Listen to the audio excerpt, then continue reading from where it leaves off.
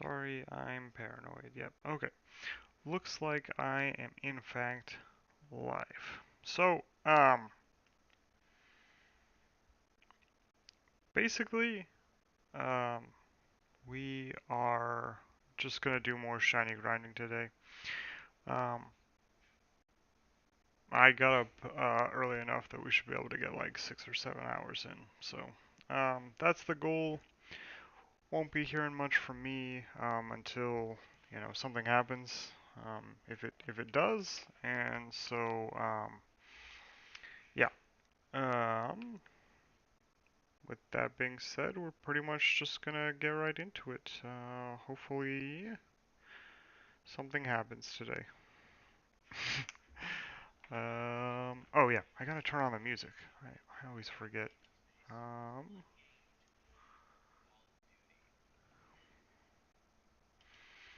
let's get some music going, and then we will um,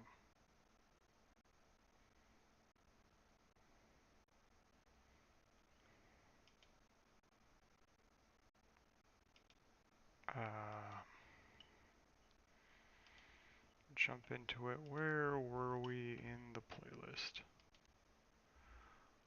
Um, looks like we were just at the end of Danganronpa. I like how the subtitles for Danganronpa just say foreign music. Which I guess because it's Japanese, that's true, but it's just kind of weird that that's how they titled it. Anyway, yeah, let's get into it. I'm gonna stop talking. Yeah, hopefully we finally see shiny Pikachu. I got a feeling. Oh, did I not start the... Yeah, there it goes. Okay. I am silly today.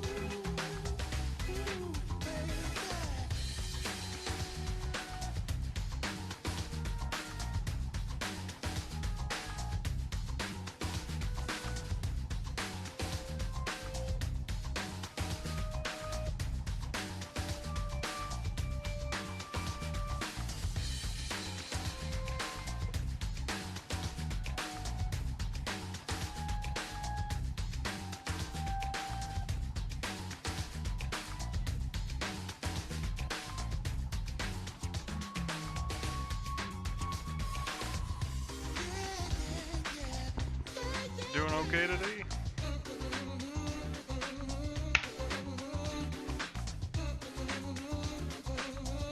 Are you also streaming? Probably.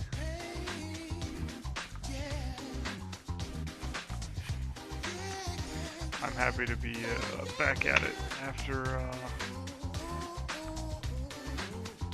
after a long week. I did a couple hours last night after work, but I was pretty tired, so. But we're gonna try and go for a while today.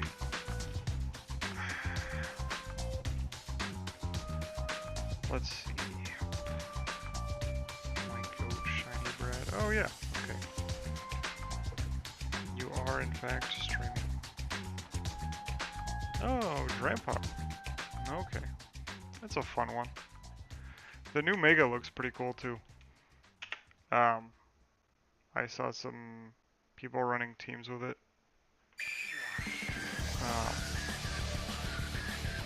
But yeah. We've slightly optimized our shiny grinding. In that we're just running away from encounters now. With the vain hope that it will make this go slightly faster.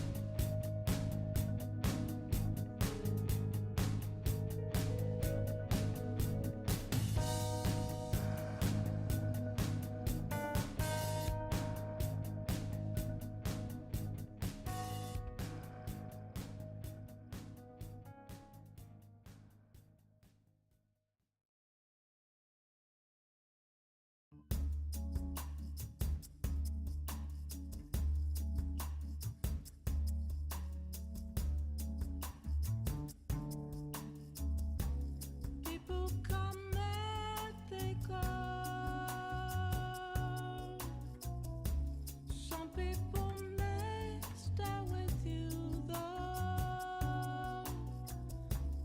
I am all alone tonight, and I kept on asking myself questions.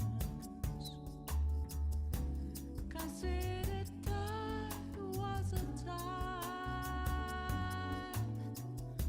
I never really doubted myself,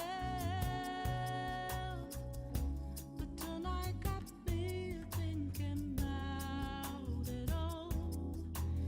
If I am the fool or what not.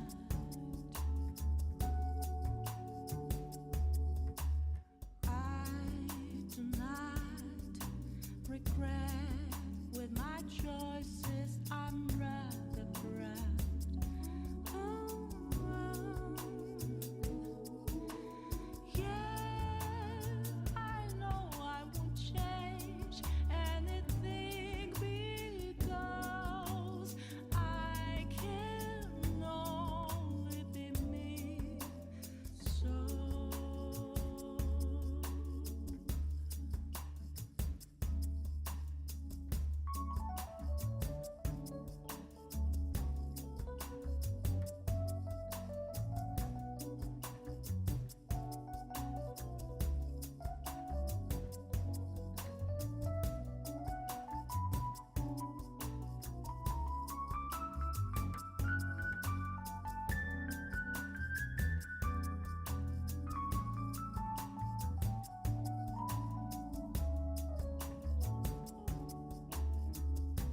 how can I be so sure?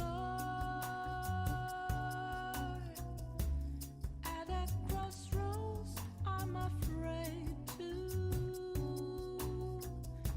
But I can't let fear get the best of me. Someone once said, burn my dread, babe. Who knows what tomorrow holds?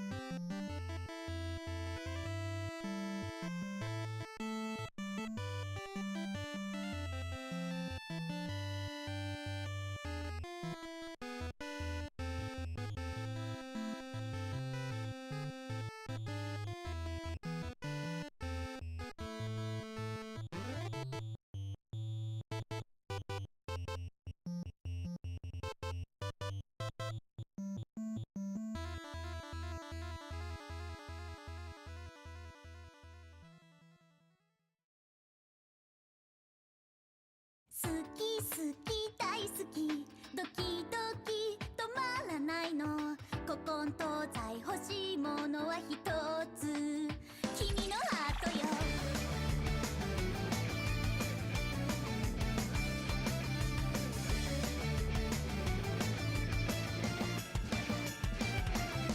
あなたのハートをいただく回答予告は突然噂のガールあいつはトリックスター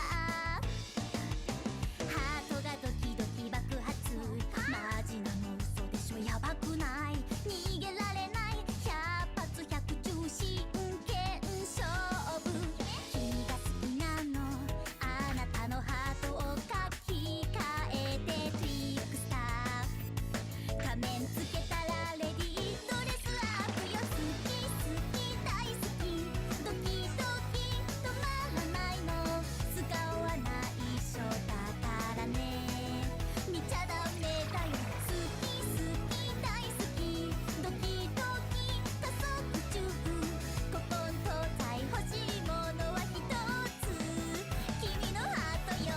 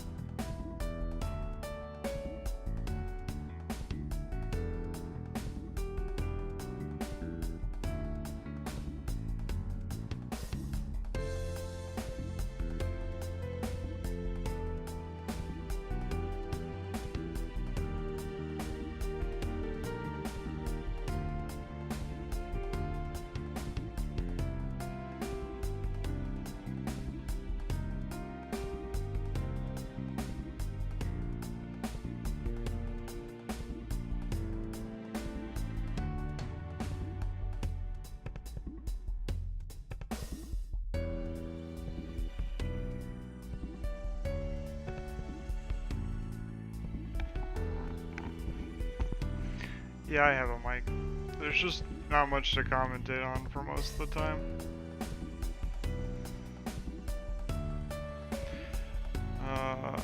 We've been in Viridian Forest for like 200 hours.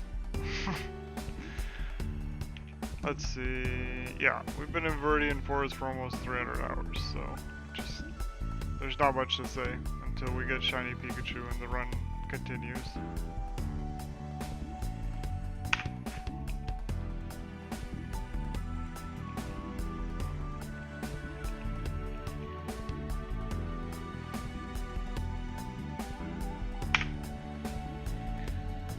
But basically, you have a shiny Pikachu? Nice.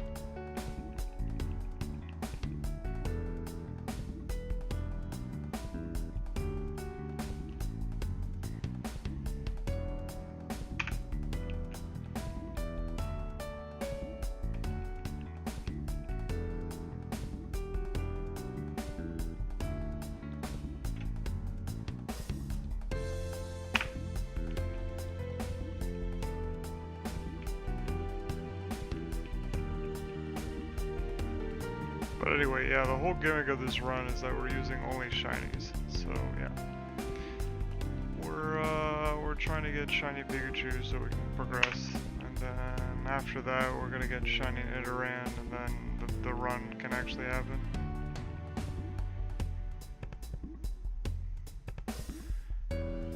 I have 2 the first time was shiny hunting, and it just showed up, and I was shiny hunting a oh. That's pretty interesting. Yeah, it's only a 5% encounter on this route, so it's, yeah. That's pretty crazy that you were able to get one. Must have been hunting shiny Kakuna for a while. Do I use a turbo controller? No. I'm just manually pressing buttons. Sometimes I use the D-pad and sometimes I use the sticks. It just kind of depends.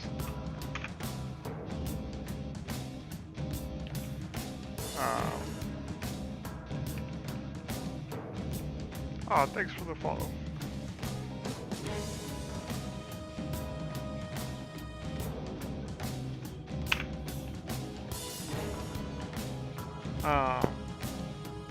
But yeah. This is actually just a,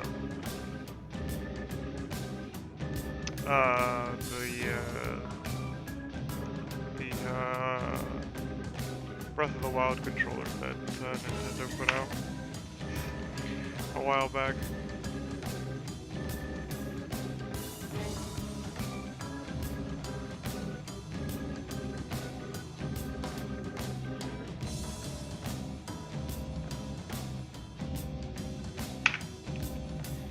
I like the design. For the longest time I was using the Xenoblade 2 controller, and I still have it somewhere, but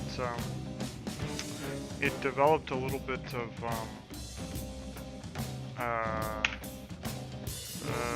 the stick drift, and so it's kind of hard to use sometimes. And then something happened with the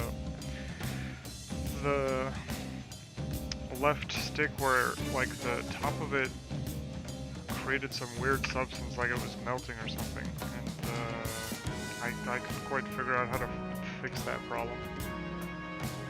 But it's not that warm in my house, so I have no idea what the cause is. But anyway, yeah.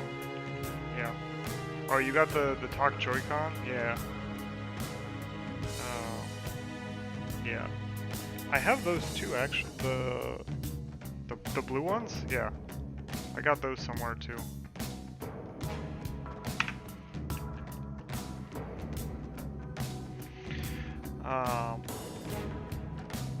Ah, you caught build them, nice. I am completely out of balls. I'm pretty sure in the Pokemon community game. But I got Mr. Mime earlier, so I was pretty happy about that.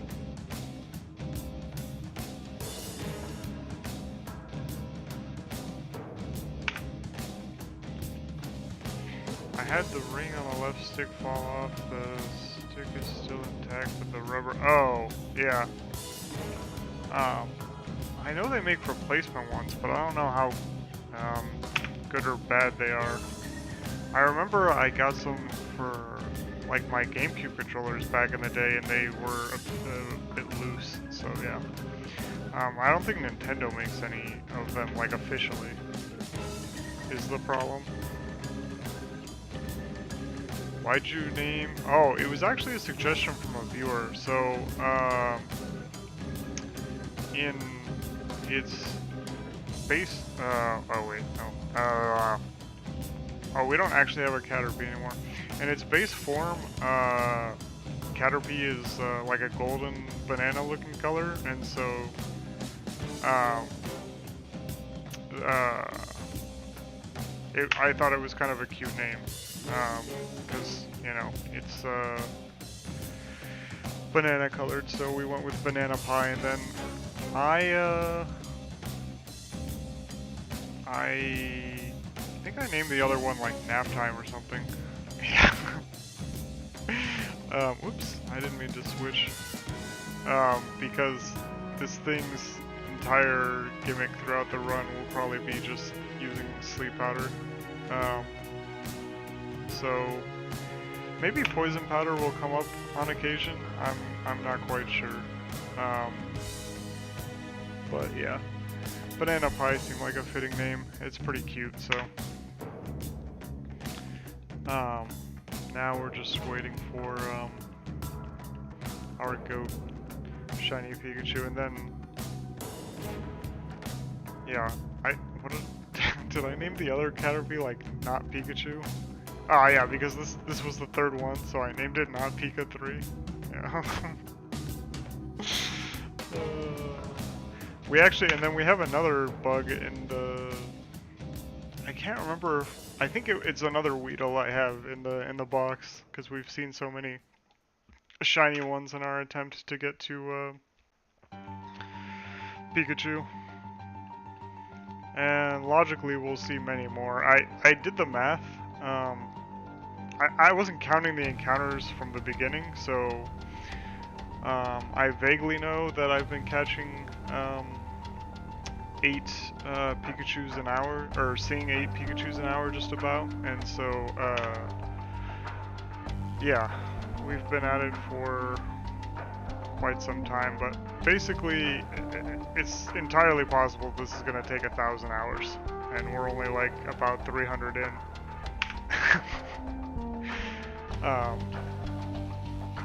But earlier we were actually using moves to you know, KO all the encounters, and so now that we're running away, it's like slightly faster, so maybe we can do it in like slightly more amount of time, less amount of time, but who knows? It could be quite some time before we actually see Pikachu. It's already been quite some time. What are we at? Day like 48 or something? Kinda lost track. Stream info. I think I put it in the title. Oh, 49, yeah. Okay. Tomorrow will be day 50. But today's my day off, so we're gonna go for a while. Unfortunately, the stream crashed earlier, so the VOD is in 2 different pieces. But so far, it seems like everything's intact, so shouldn't be too bad.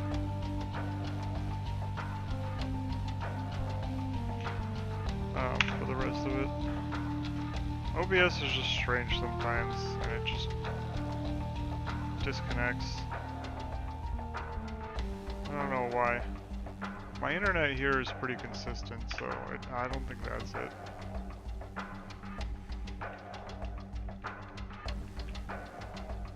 But yeah. Hopefully we get some good RNG and get Pikachu Uh, yes, but not Pokemon cards. I play a game you've probably never heard of called Weiss Schwartz, which is like the anime card game.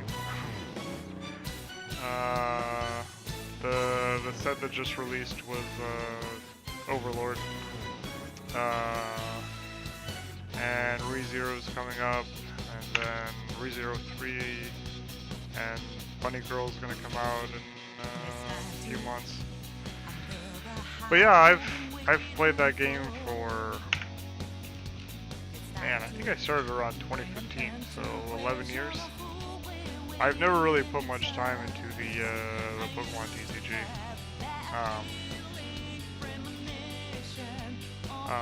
Most of my experience playing competitive Pokemon has been like through the video game. I managed to get to Great Ball or Ultra Ball. I think I got to Ultra Ball before I stopped playing last season. I haven't tried this new regulation yet. But I heard nowadays it's actually really difficult to like even buy boxes and stuff because of all the scalpers. Some of those videos are crazy. Like I saw one where there was like a whole pallet of Pokemon cards like being dropped off by a Costco employee, and they were just swarmed by like literally every single person there, and they like were camping out waiting for him to put the pallet down.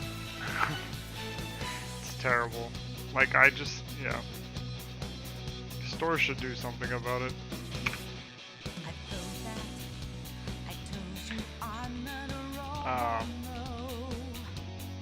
But yeah, I mean, when I was a kid, everybody had Pokemon cards, but I never really learned how to play the game.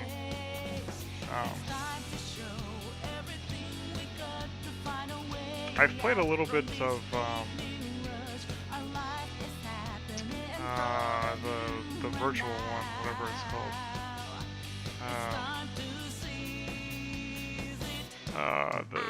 The card game, yeah, in the little phone game app. But yeah,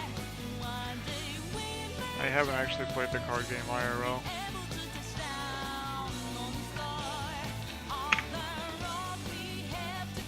It might be fun, but the problem is I'm already too addicted to another card game.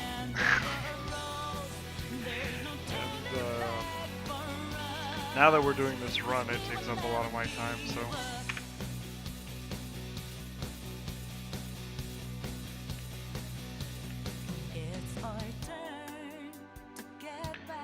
But maybe we'll just get lucky and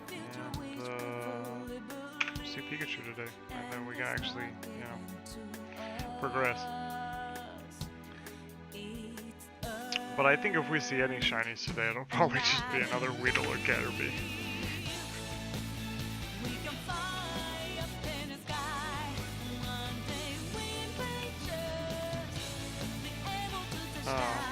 But yeah, I'm running out of Pokeballs to catch all the bugs with actually, so at some point I'll have to stop. Now that we've got a full party of bugs, maybe that'll be the cutoff.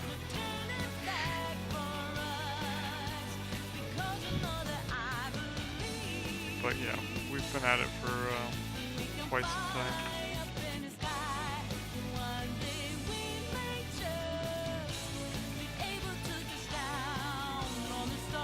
And then it took 60 hours to get Shiny Blastoise, so overall the run's been going for 340-ish hours. Yeah.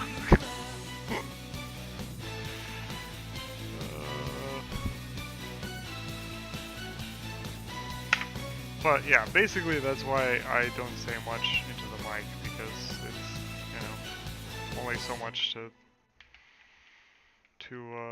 commentate when the gameplay is exactly the same for hours on end.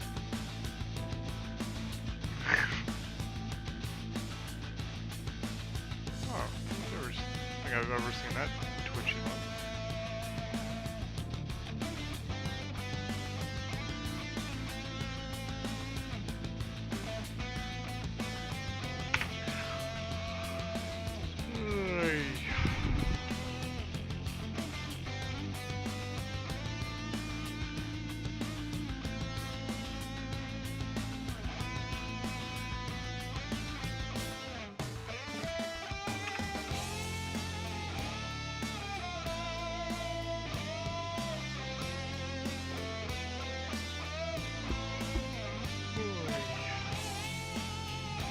But yeah, um, it's just gonna take quite some time because Pikachu is only a 5% encounter. So we only have a 1 in 60,000 chance of actually seeing a shiny one. Approximately.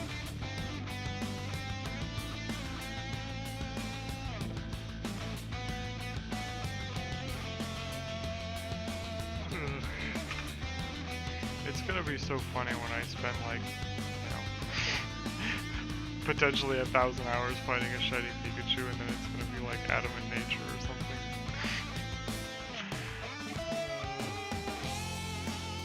To my knowledge, they still haven't added a way to transfer the Pokemon into home yet from Fire Red, but I could be wrong. I haven't checked in the last couple of weeks, but I'm pretty sure you still can't transfer them.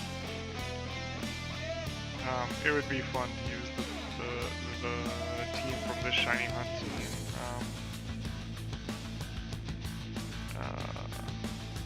Champions.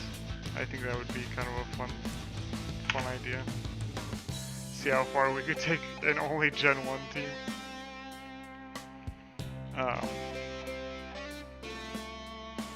A lot of the Pokemon from Gen 1 are usable.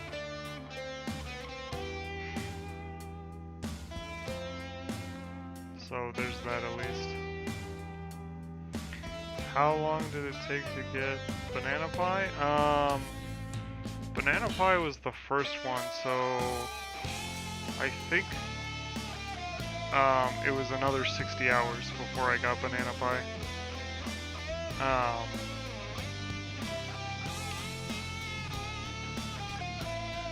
But yeah, I want to say, yeah, because Banana Pie was the first one. The first one, yeah, so that was 60 hours, and then after that it took another 90 hours, I think, to get the next Weedle or something. And then, yeah, I've kind of forgotten on how long it took to get the rest of them, but overall, yeah, it's been quite some time.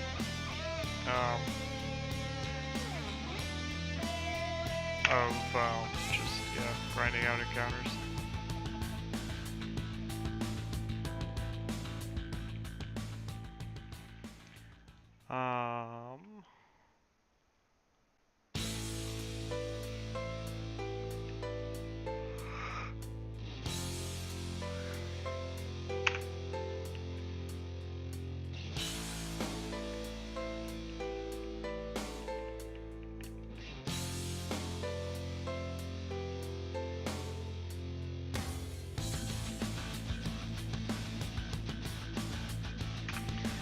Adamant, run it with Mega Punch, Double Edge, Thunder Punch, and Thunder Wave or something. Lol. Yeah. True. Just do physical Pikachu. It's funny because one of the new Mega Evolutions is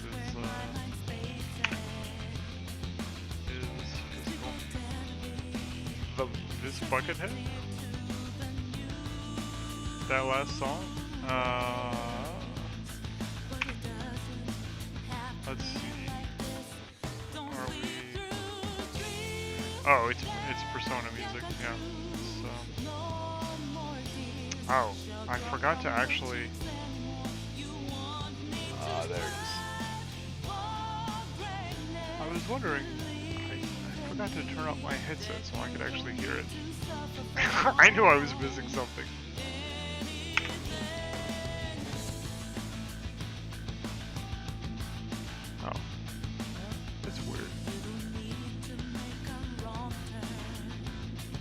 Ah, there we go. Okay, I got it working.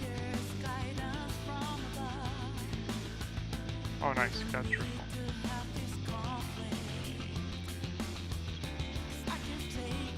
The Sky Marine.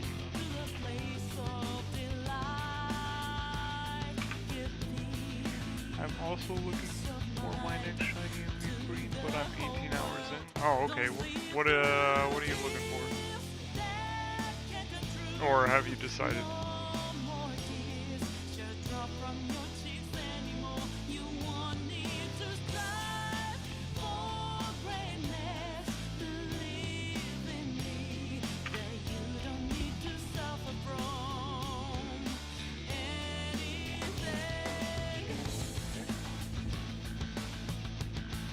hopefully just a Pidgey. Oh, yeah.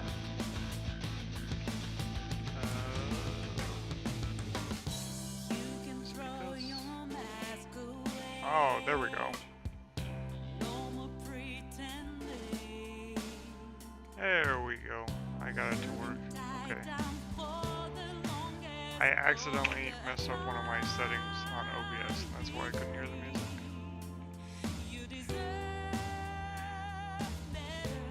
Luckily, Pidgey's a pretty high encounter rate on a lot of routes, so it shouldn't be too bad.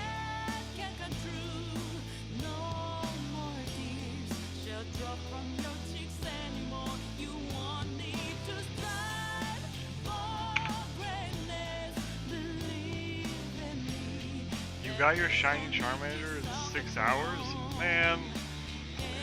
Yeah, it took 10 times longer for me to get Blastoise. That's some crazy luck.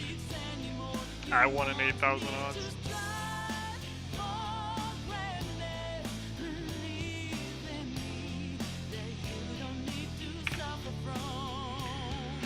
Super lucky. Oh, that was your first one? Ah, hype.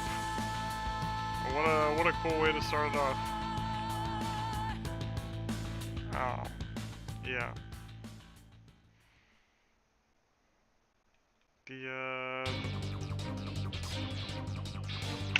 The whole 1 in 8,000 thing, yeah, is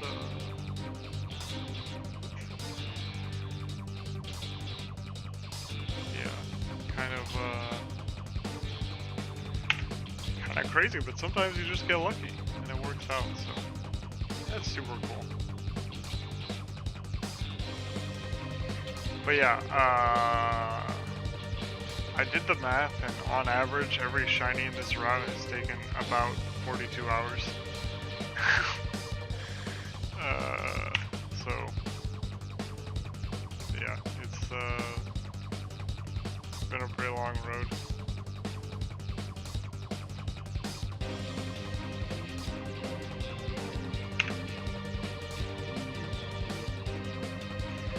But yeah, hopefully we'll see shiny Pikachu. Let's see, tomorrow will be day 50, so we've been at it for almost 2 months. Time really flies. But yeah, today we'll stream for quite some time longer, and then tomorrow we'll probably do another 6 or 7 hours, just depending.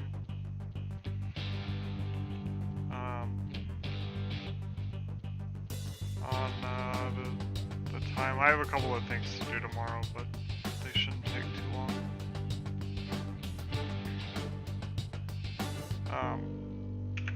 But yeah, I'm looking forward to the rest of the run. It'll be fun. Because I've never done a run with like level caps or anything like that, so I want to see, yeah, if it'll actually be challenging or not. My guess is that it won't actually be that difficult, because we'll have a full party, even if most of them are bugs. But yeah, we'll see. But yeah, I want to get to the rest of the run, mostly because I want to actually play Gen 1 again. But yeah, we'll have to get through the 2 shiny grinds first. But Nidoran should go much faster than Pikachu, because it's like the 3rd highest encounter on the next route, so that should go easier.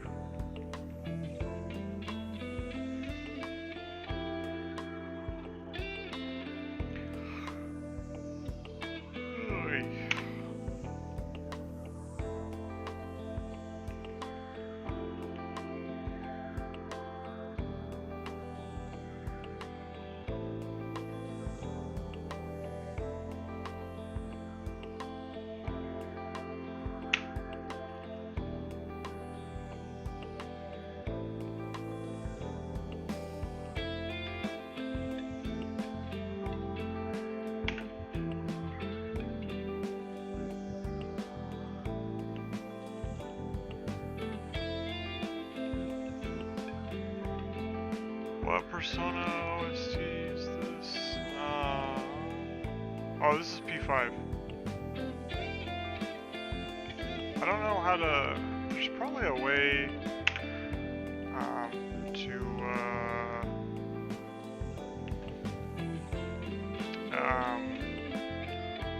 like where if you type exclamation point song, where it'll just tell you what song is playing. But I haven't set that up yet. But yeah, this is the P5 OST. Oh, 3 Reload? Yeah. I enjoyed it. It's just really weird to me that they split off episode Aegis and then charged $30 for it. And that they completely took the female protagonist out of the game. Because they were too cheap to hire a female voice actor to do all the lines for it. It's so weird that they remade a game for like the 3rd time and they didn't make it like the actual definitive edition of the game. So if you want to play as the female protagonist, you gotta buy the PSP port or whatever that they put on every other system. But yeah, other than that, I really enjoyed the game. Personally, I had never played episode Aegis prior to this remake, and I thought it was kind of boring. Because they they basically reset you back to 25 and then make you do a bunch of dungeon crawling all over again. And I found it kind of tedious. It's an okay enough ending to the story, I guess, but I just... Definitely not $30 worth of content good. I'll say that. Ah, thanks for the follow. Appreciate it.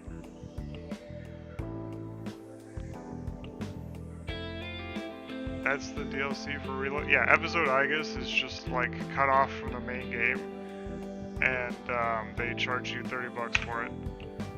And I couldn't tell you exactly how long the cutscenes are, but it's basically just like a bunch of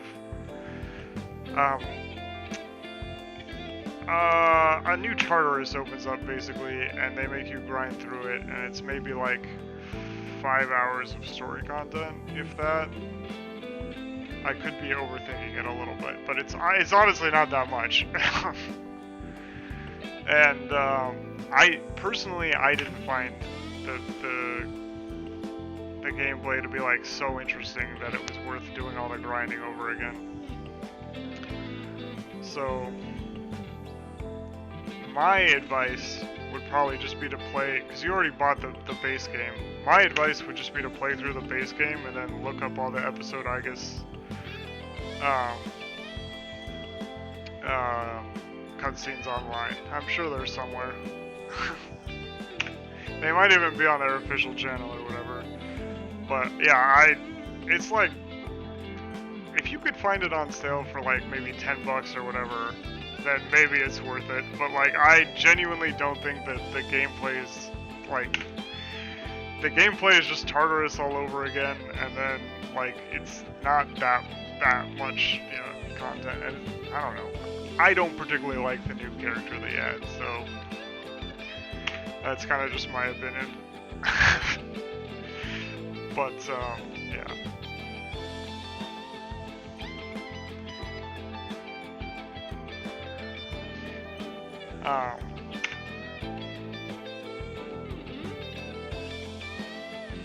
I haven't played P5. Oh, really? Oh, it's so good. Have you played 4?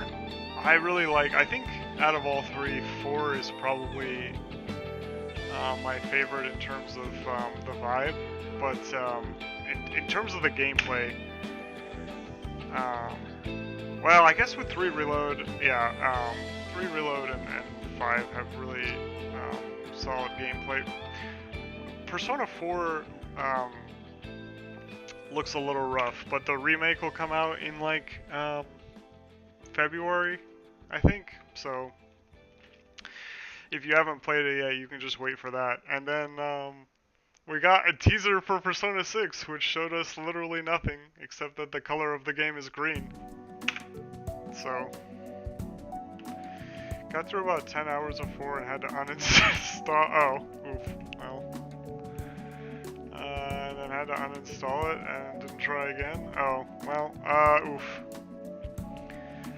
I guess, yeah, when the remake comes out, you can, or they ported the original one to, yeah, everything, but, it is a little rough looking at the graphics, nowadays. And unlike 5, which has like super unique stylized dungeons, 4 does that, but just not like as good as 5. And so it's it'll be really cool when we get the remake, because they can go back and kind of update it all.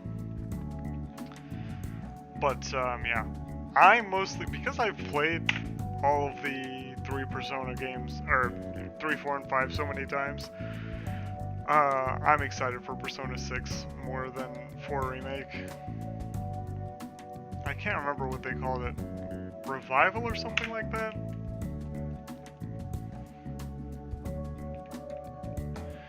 Four was really fun though.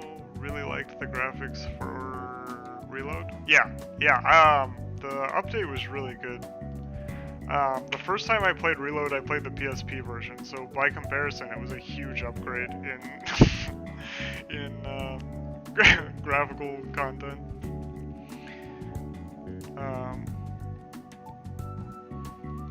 But yeah, aesthetically it looks nice, and the cutscenes all look really cool. So it was a fun time. I just really didn't like the way they packaged it, where they cut off a bunch of content and then resold it to you. I thought that was cringe. Oh, hey! I didn't realize we hit 1,000 Pikachus. Let me make it smaller so it fits in on the edge of the screen. There we go. We've officially counted 1,000 Pikachus. So that's pretty crazy.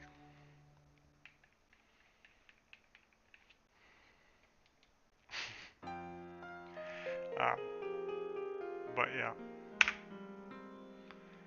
How am I tracking my encounters? There's this app called Death Counter and Soundboard, and basically,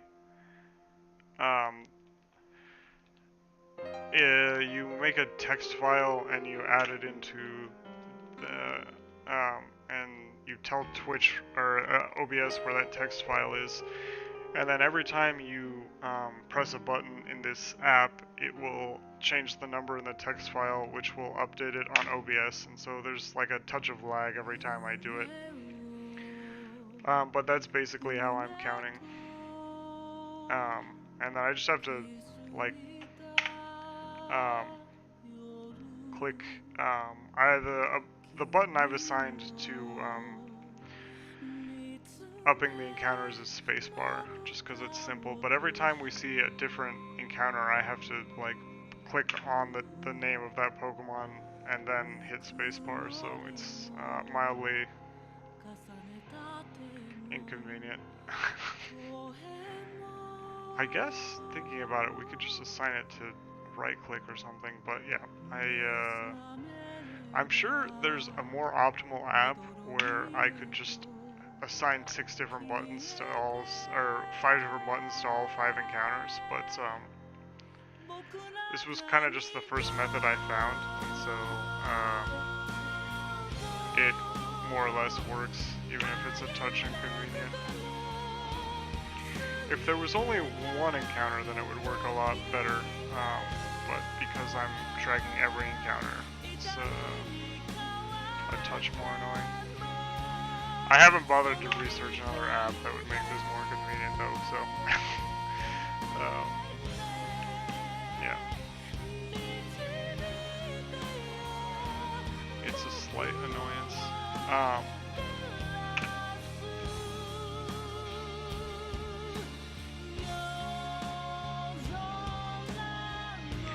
But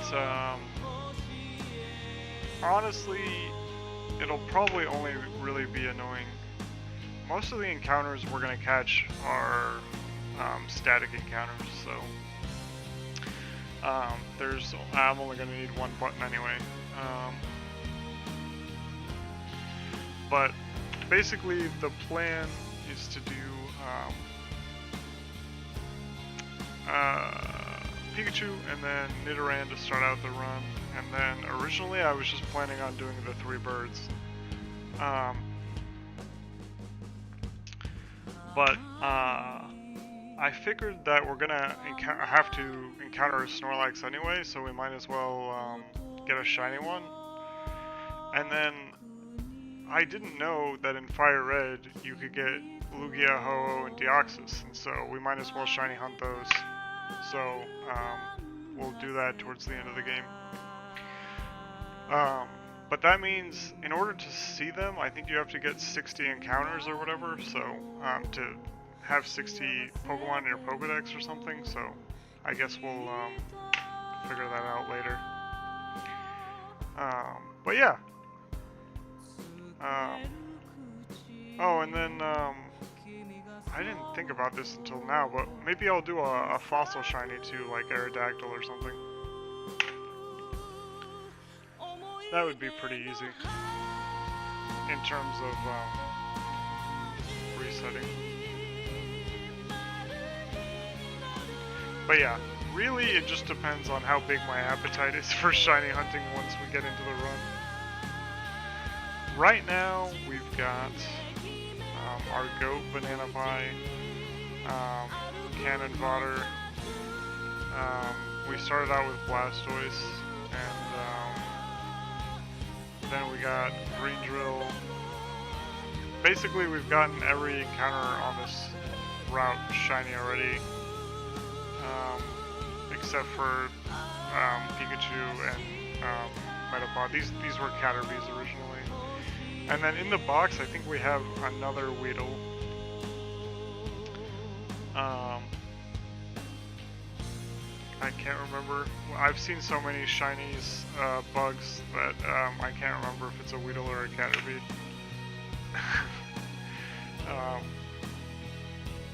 But yeah, we get trolled every time, it feels.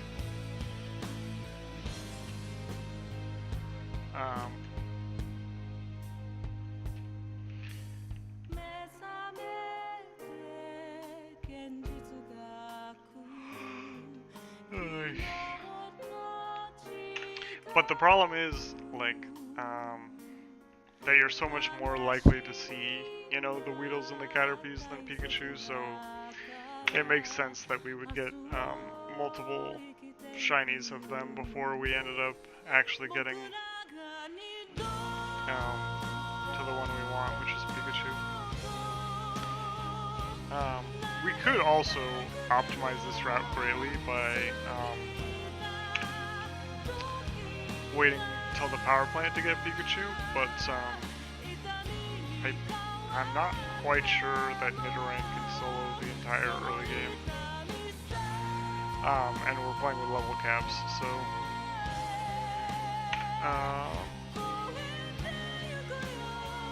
oh, and we leveled up Blastoise because I was lazy at the beginning and we were just mashing A to take out all of our encounters instead of running away. And so yeah, it took about...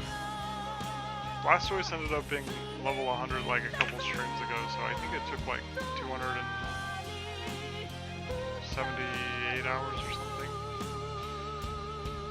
Or 70, I can't remember exactly, but in order to get Blastoise all the way to level 100. But yeah, we did that. And we mostly did it in Viridian Forest. We beat Brock, and then we beat all the trainers on Route 3 just because I wanted the most money possible to buy as many Pokeballs as possible. So Blastoise beat all those trainers on Route 3. But yeah, other than that, trained him entirely in Viridian Forest. Or her. Like half of my party, yeah, is women. Actually a majority, 4 out of 6, yeah.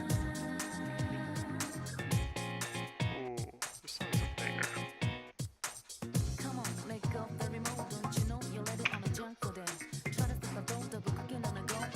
Oh, we're on golden. Yeah. We, whoops, I didn't mean to do that.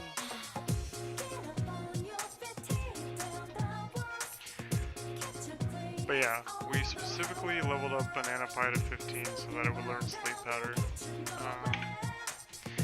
And then the other Metapods are left at that level, so that when we see Shiny Pikachu, we have a way to safely damage them.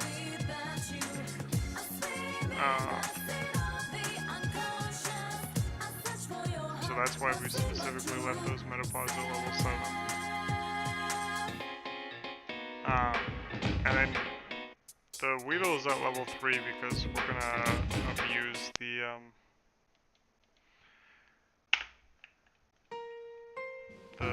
Nugget Bridge exploit later. So we need a weak Pokemon in our party.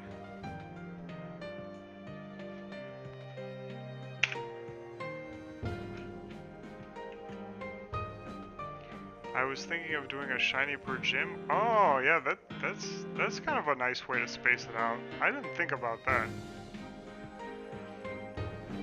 My goal was basically to get 3 shinies really early on, and then, you know, kind of space it out.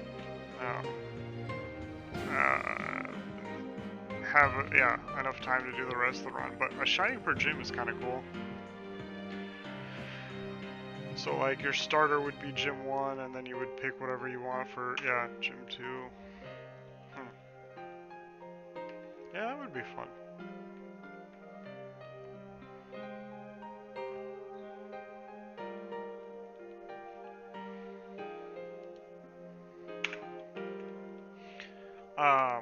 Do you stream, or do you just mean, for yourself?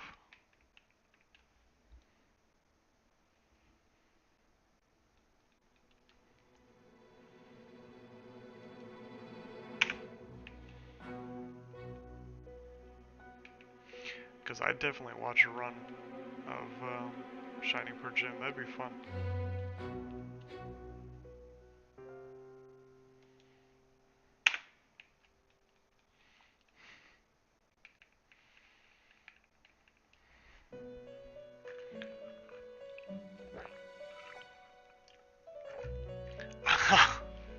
Oh, okay. I see. You were planning on streaming, but then you ended up here, yeah. Yeah.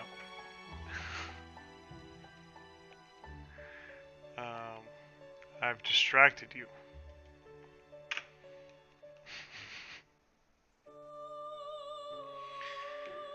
I stream on Saturday. I streamed on. Oh, okay. Yeah. Let me open up Twitch real quick so I can give you a follow. I have to work on the weekend because my job is cringe, but I'll try and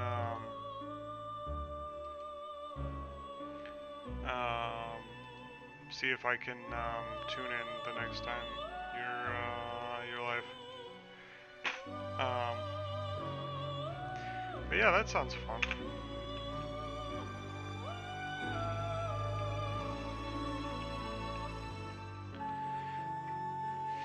Do you usually stream like in the mornings or the afternoons or just whenever you feel like it?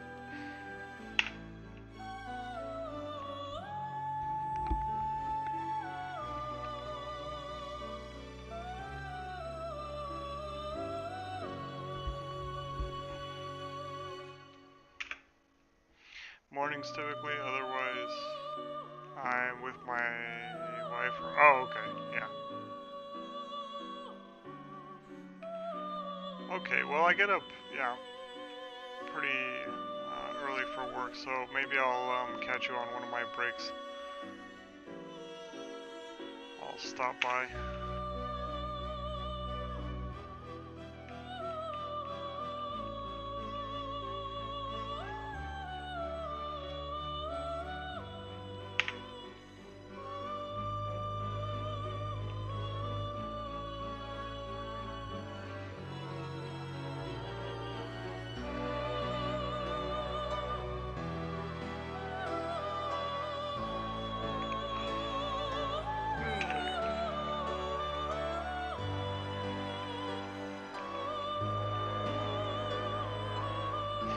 it's fun to see somebody else doing something similar. I've been one of the guys who's yeah, I've been watching Shiny Bread. He kind of showed me the ropes a little bit on this whole streaming thing, so it's been cool to see him pop into his stream every once in a while. He was doing a shiny Lapras the other day, and he got it, so that's good. And then what was he doing? Oh yeah, Antique Sinistea or whatever it's called, and that's like a 1 in 1,000 chance, I think, of happening. So I can't remember what his encounter number was at, but it was, yeah, insane.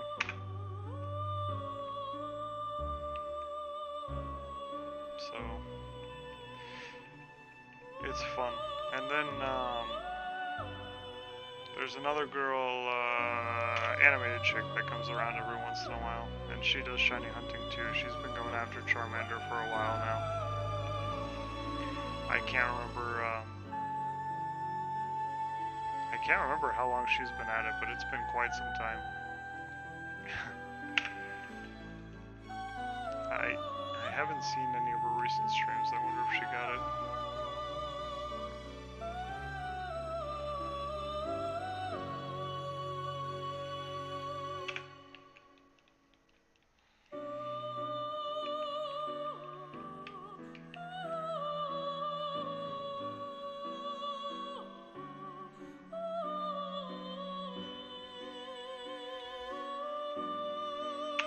Yeah, I saw one guy who's after Charmander for about 3 months. I didn't tell him. I got my shiny, yeah. 6 hours is crazy work, man.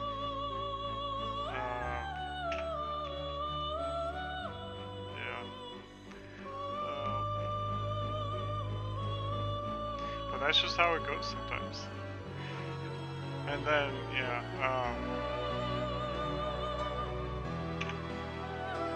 the way shinies work in this game is weird because the frames you can get them on are not every frame can theoretically have a shiny or something like that. It's weird the way the RNG all works out. But yeah.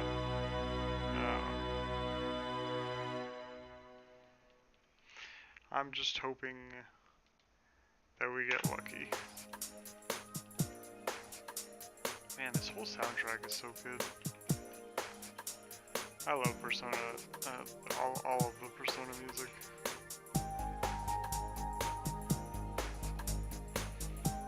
And then, earlier in this playlist there was, Danganronpa that was fun to listen to. And then, yeah, somebody made a compilation of like a bunch of Mystery Dungeon songs, so that was nice to listen to.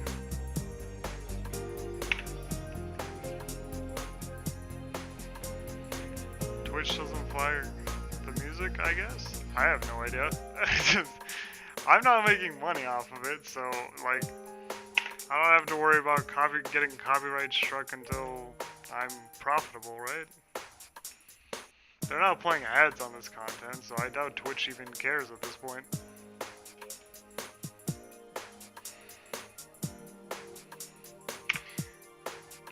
But, well, cause like if, but I've seen plenty of YouTube videos that use Persona music, so I'm guessing that Alice just doesn't care about copyright striking people for playing Persona music. Because there's plenty of YouTube videos where people will talk about a situation and there'll be P5 music playing in the background. I hear it all the time. And so I'm guessing they just don't care generally. I have no idea how strict or not strict Nintendo is about copywriting songs, but that'll be a problem for if I ever make money. um, which, you know, this might just be for fun. So, who knows? But I mean, the most I think I've ever had on this stream was like 6 people, so Twitch definitely doesn't know I exist.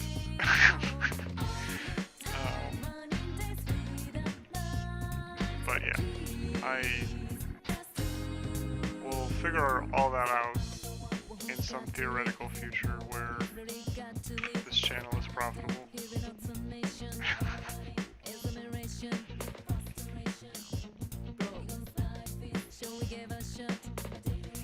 Yeah, I was looking into royalty-free music to play in the background, but I wasn't sure if I could get flagged like YouTube. Yeah, that's the thing. They probably have ways of detecting copyrighted content. I just don't know what happens when you get flagged. I'm assuming you can, because I remember there was a whole scandal on Twitch a while ago where channels were just playing, like not even reacting to it, just playing full-on movies and anime clips or stuff like that, and so Twitch had to do something about it. So I'm assuming they have some kind of content ID system. I just don't know how it works.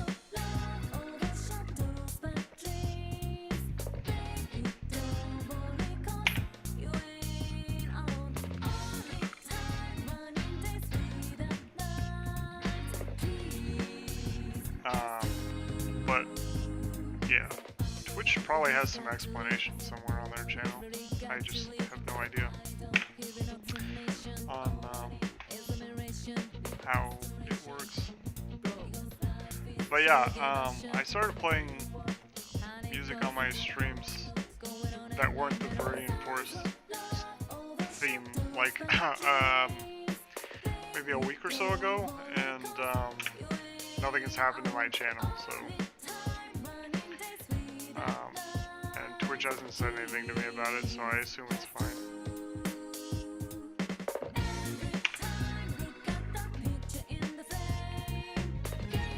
Well, that's good.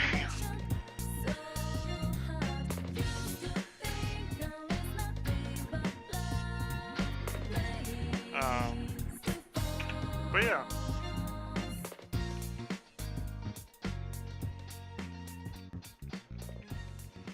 I'm not entirely sure how it all comes together.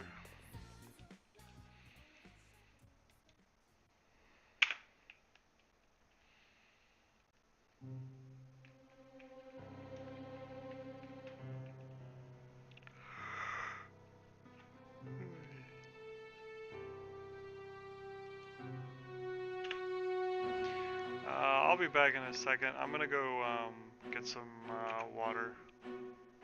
I ran out. Give me just 1 second.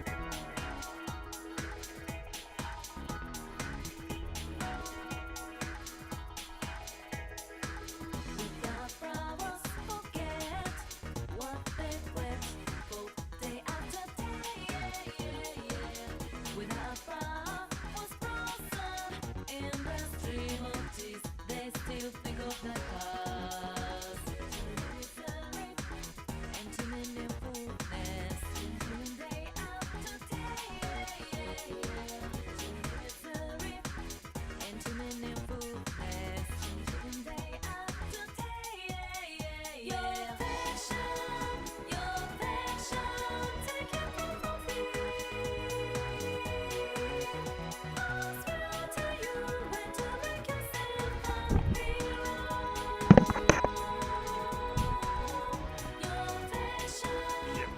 Okay. I need to hydrate. Yeah. I only have one kidney, so I'm a touch paranoid about it. Oh, I gotta turn the timer back on. But honestly, it doesn't affect my quality of life all that much. But your kidneys are what filter your body, and so they require water in order to do that. It's actually pretty cool though, because when you donate a kidney, your remaining kidney grows to compensate for the loss of the other one. So my one kidney does 80% of the function of what two kidneys would have done. Yeah, a super kidney. So for the most part, I'm probably just being overly cautious, but the doctors did tell me, to drink a little more water than the average person, so, but yeah.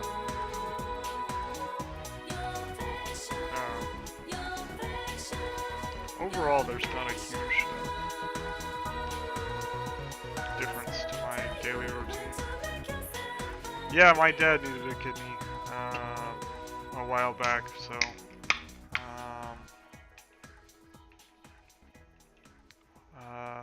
2019. Yeah, sometime around then. July? July 2019, something like that. My dad's got this rare genetic disorder, and he it slowly over the course of a long time degenerates the kidney, and so he needed another one, and so he was on dialysis for a couple years, and then I was able to donate. So it turns out that between parents, you're basically by default a 50% match, because of genetics, and so yeah, it worked out.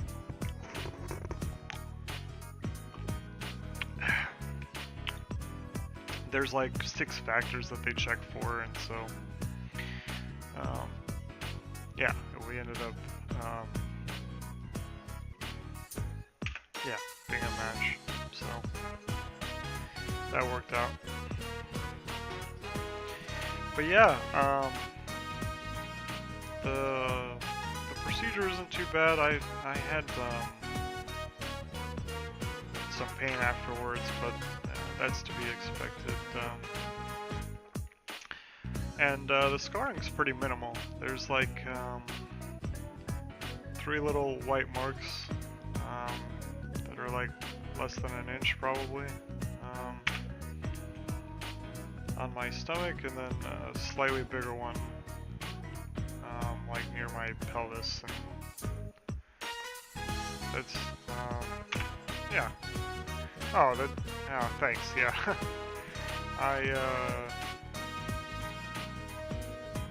Yeah, it just happened. Yeah, we were a match, so.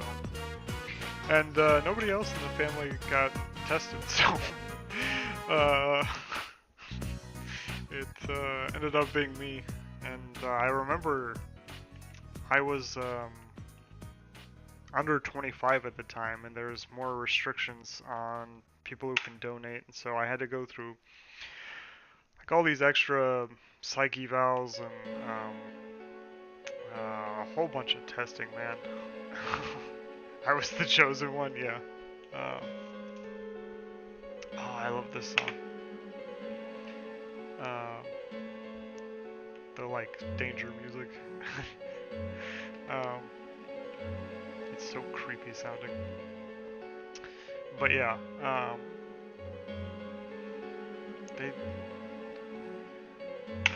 they yeah, they took so many vials of blood. I remember they tapped out a vein in one of my arms, and so they had to um, use another one. They did so many tests, it was crazy. And then one of the tests, they wanted to make sure I didn't have diabetes, and so the way they test you for diabetes is really, really annoying. What they do is they take some blood from you, and then they want to see basically how your body reacts to drinking a bunch of, consuming a bunch of sugar, and so they give you this drink that, how should I describe it? It kind of tastes like Sprite, but like if somebody added another 100 pounds of sugar or whatever to it, it was quite terrible. um, and then yeah, they make you wait 2 hours to see how your body reacts, and they take your blood again. Yeah, they had a psyche valve for a kidney. Yeah, basically,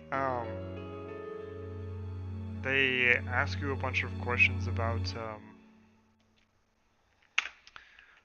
um, like whether you're under. Basically, because I'm in America, you can't be paid to donate a kidney, right? So they ask you whether you're under any pressure, or whether, you know, the opposite is true, whether you've been given any money or, you know, incentive to donate, or whether you're in a poor mental health state, like whether you're depressed or whatever, you know, all kinds of random questions. Um, but it really wasn't that bad. It maybe lasted like um,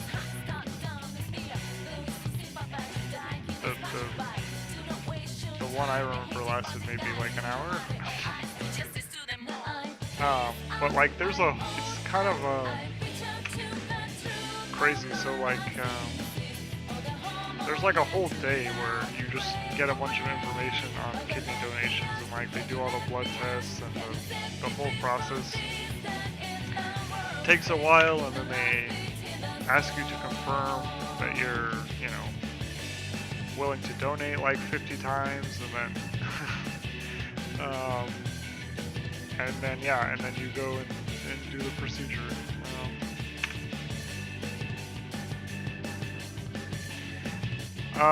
Yeah, and I think it was because I was, yeah, slightly younger than what they considered, you know, the normal age to donate. But also, you know, obviously there's an age gap between my dad and I, and so they were like, oh, it'd be better if somebody closer to your dad's age donated, like one of his brothers or sisters or whatever. And I'm like, well, that's not an option. None of them got tested, so it was just me.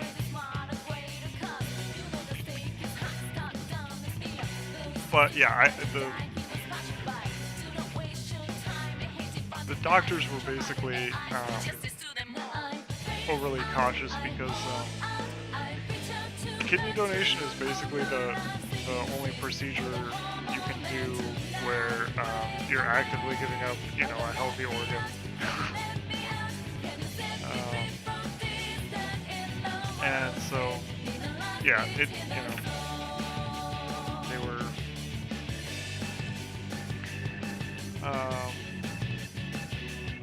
yeah, just asked a million questions.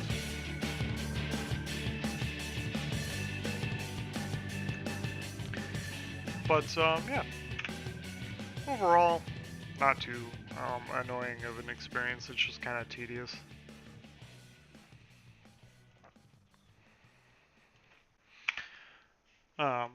But yeah.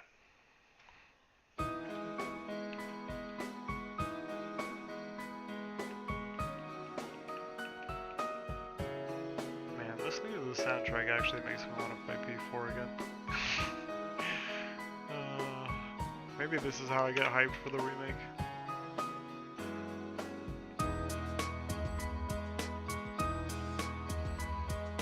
But yeah, I'm sad that we don't have an announcement date for P6, and we got one trailer that showed us literally nothing. Except that the theme of the game is going to be green, basically. Yeah, I agree, number 6. Everybody was talking about how it kind of had like Scooby-Doo vibes, and I guess that's like something. And it's got kind of an occult vibe going on, but like, I don't know. The trailer showed so little that I think analyzing it is just a waste of time. I just, and we didn't get anything close to a date, so, you know, they didn't even say like fall 2027 or something, you know, something vague like that. So, yeah, who knows? It's probably another year or two out from release.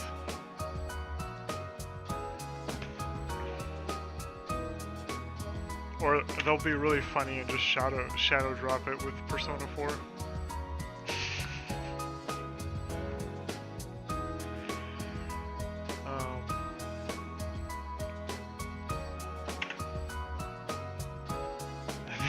That'd be wild, yeah. Just no hype, yeah. Or like they announce some bundle where you can get both.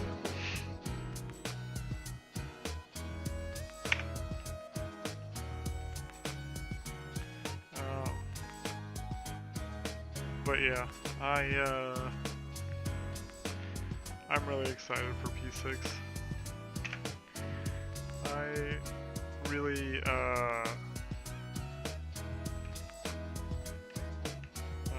want to see something new from Persona. So, also, I think it'd be cool to see Persona 1 2 be remade, because I've never played those games and I've seen gameplay and it just looks awful, and so I think it'd be cool, because those games are basically unknown to most of the people who played Persona games. I think it'd be fun if they remade those. Because they'd basically be like new games. Yeah.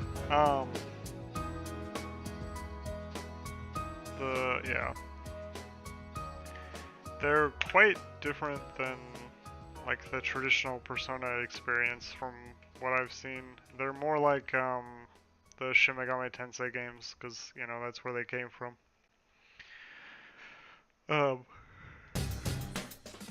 But yeah, I don't know.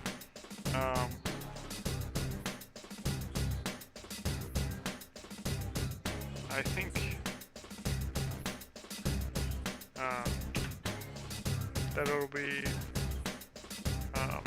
cool if they ever remake them, but I don't particularly want to go back and play Persona 1 and 2. Even though I think it'd be really funny to play Persona 2 because it's got Hitler in it.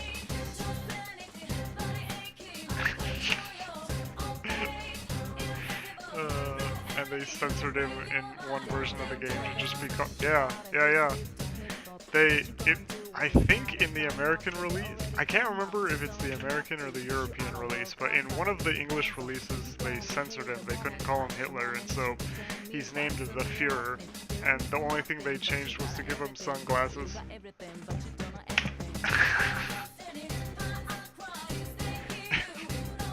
It's actually hilarious looking.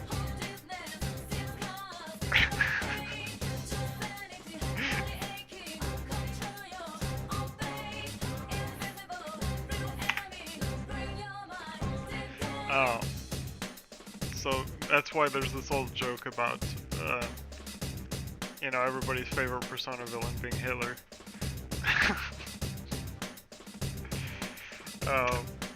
But yeah, I think playing the game just to see that would be hilarious.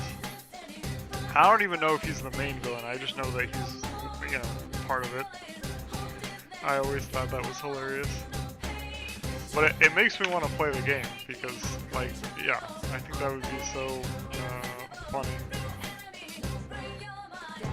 But, you know, old RPGs tend to be like difficult and grindy, and some of the SFT games are like that, and so I'm kind of just concerned that it would be one of those games that is like artificially difficult just because it's old. Um,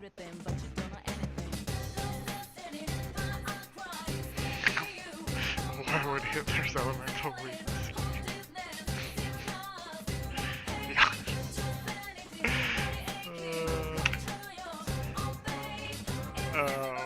Who knows? But yeah,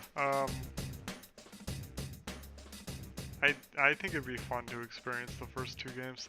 But, you know, maybe for reasons like that, that's why they won't remake them. You know what I mean? uh, I have no idea how much about the story of one, but yeah. I just know that two is quite wild with its storytelling.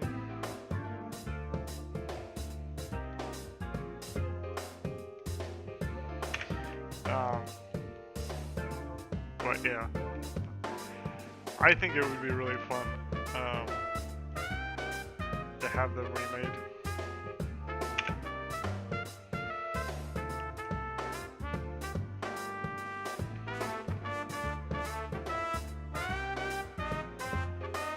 But instead, we'll probably get like 500 Persona 6 spin-offs when it comes out, like they did with P5.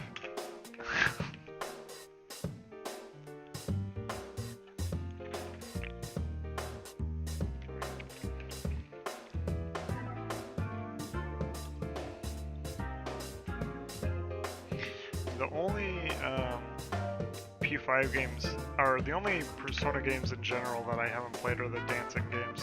I've played pretty much every... Oh, and the gacha game. I didn't bother playing that.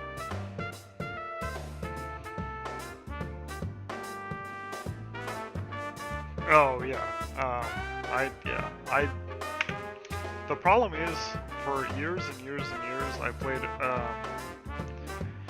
Arknights, and then they came out with Enfield, and I didn't, yeah, I was playing both for a while, and I just got so tired of the grind, and so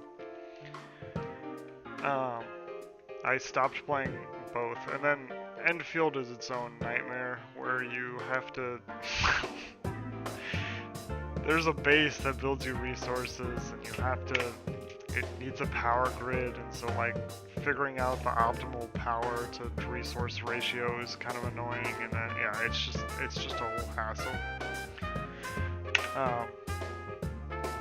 But I played Arknights for the longest time. I've played a lot of mobile games, but Arknights was the only one I stuck with because it's the only one where the gameplay like actually requires some thought. It's not just like get good character, big number, do big damage. You have to like place units optimally to, you know, not have your base rated.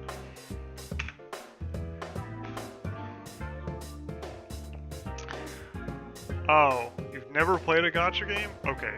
The whole gimmick of every gacha game is that in order to get your characters, you have to become a degenerate gambler. That's how it works. So, basically, there are banners that last maybe a couple of weeks. The banners have the characters you want. It's probably like Joker and, you know, all the main cast would be on a banner. And gachas always have a rarity system. So let's say the highest rarity is 6 stars. I have no idea how it works in the Phantom Thieves one. You have maybe a 1 or 2% chance to get the 6 star. And what you're going to get instead is a bunch of garbage units that are probably not very good for beating the game with. And so you're going to have a certain amount of pulls to get these characters by playing the game. But you're probably not going to have as many pulls as you actually want to get all the characters. And so what's going to happen is you're going to open your wallet and say, oh, well, we can gamble like $50 on getting this character. And depending on how cringe the gacha game is, they normally have a poverty system where when you give them enough money, you get the characters automatically. But like in Arknights, it took 300 pulls, which could be hundreds of dollars. So it's like gacha games are basically just, yeah, degenerate gambling. I would not recommend playing them. I'm sure you can play Persona 5, the gacha game, without spending any money, but I would not recommend it because most of the whole framework is just predatory to get you to spend as much money as humanly possible. And apparently there were a bunch of bonuses that Japan got that we never got in America, so specifically American Phantom Thieves fans are cursed to have way less resources anyway. But yeah, generally gacha games are centered around cute waifus, and you know the idea is that you'll spend money on your waifu or whatever. And so yeah, it's a bunch of gambling. I've spent more money probably than is reasonable on gambling at Arknights. I've never added it up, but it's probably more than I think. There was a time in Arknights where I owned every in Arknights 6 stars are the best characters, and there was a time where I owned all of them.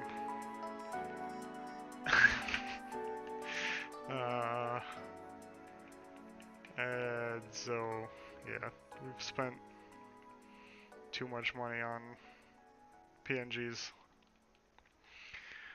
All that to say, I probably wouldn't recommend playing the Persona gacha game. Oh, also, all gacha games require,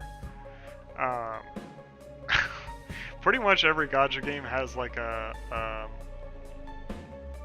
daily reward system.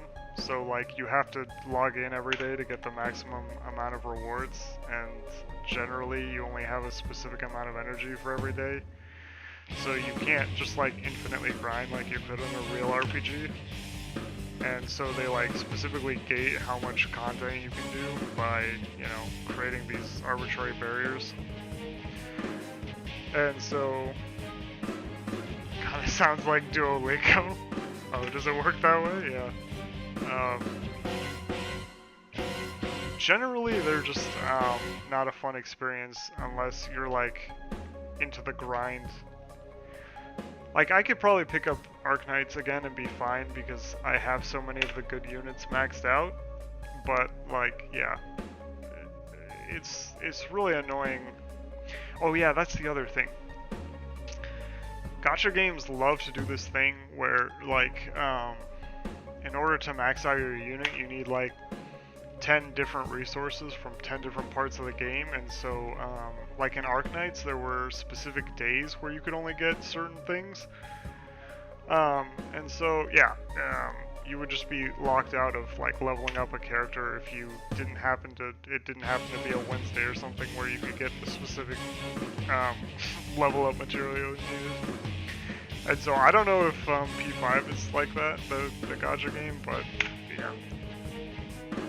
They're all kind of cringe in their own way.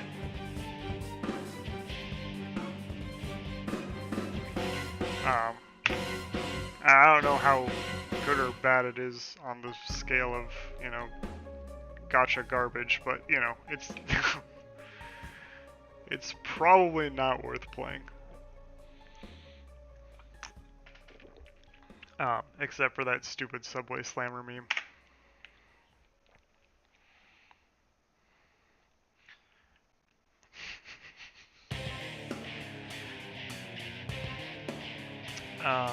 But yeah, if they release it in some way where you can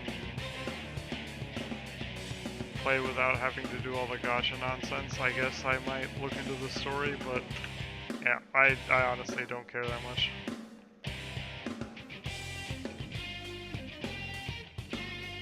Because I know how degenerate gachas are.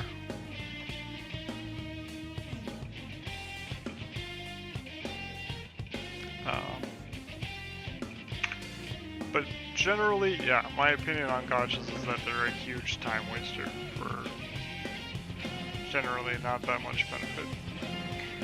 Arknights is really cool in the sense that the gameplay and the story is pretty good, but yeah, there are a whole bunch of ways that that game wastes your time. So I would never recommend for a new person to get into it. At least the original one. Enfield might be okay for a new player, but I don't know. Even that game annoys me. And Enfield is cringe because you can't automate all of your grinding like you can in the original game.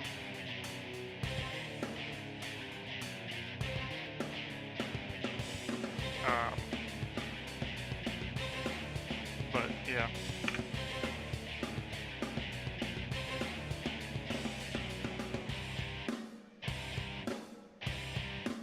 The main appeal for the gotchas for me was that I could play them at work because they were mobile games, but yeah, it just became a grind after a while. So I just started watching streams on my break instead.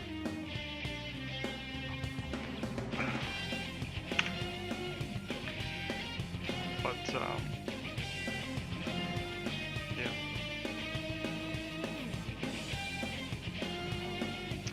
Man, this music is so good. I know I keep saying it, but I love it. What do I do for work? Oh yeah, the most boring job in the world. I work for this company called Bimbo. They make all kinds of breads and snack cakes and stuff, and so my job is basically to take all the dollies and throw them into trailers. That's all I do. There's a bunch of different places we send them to, and so I just load them up and do all the paperwork, and then the driver ships them away. So it's overall it's pretty easy work in terms of like not having to think about it, which I like. It's just it's just boring manual labor. Ooh, the double Pika. Hype. What about you?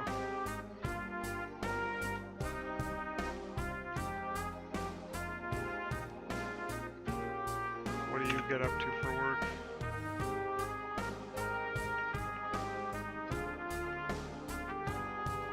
I'm a mental health counselor. Oh, cool.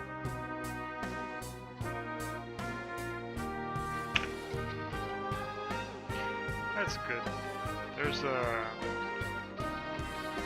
Seems like kind of profession is going to be needed a lot these days. With the economy being as bad as it is, and yeah.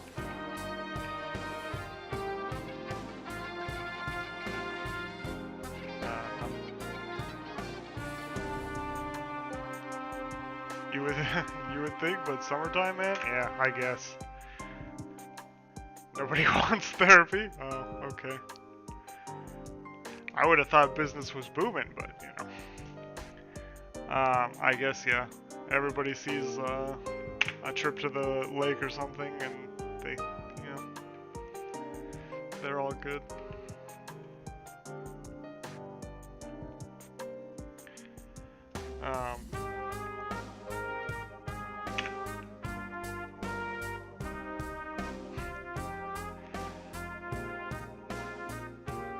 It's probably booming somewhere. Just out in my outpatient clinic right now. Ah, fair enough.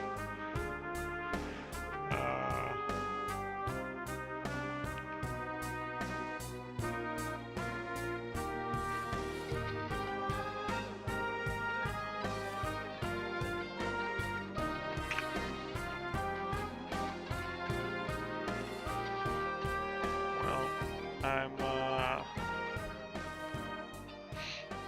I'm sure you'll find some clients.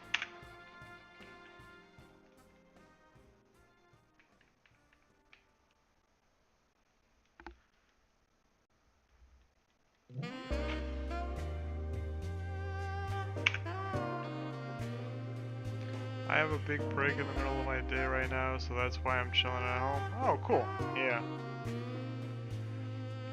Yeah. My days off are weird, so I have today and tomorrow off. Um, and so yeah, that's why these are my big streaming days. I didn't think about it till just now, but yeah, it is kind of odd hours to stream, given that most people are probably freer on the weekends. But yeah, um, I've got a strange schedule. The way it works at my work is that you bid for job positions based on seniority, and so a lot of people have been at this job for like 20 years, and so I'm kind of in the middle of the pack because I've only been at the company for about 5, and so yeah, I don't have enough seniority to have weekends off. And then recently our schedules changed. We used to have 3 days off, and now we only have 2. So, pretty cringe.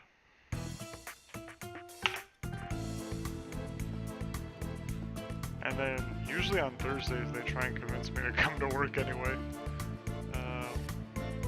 because we're still pretty far behind.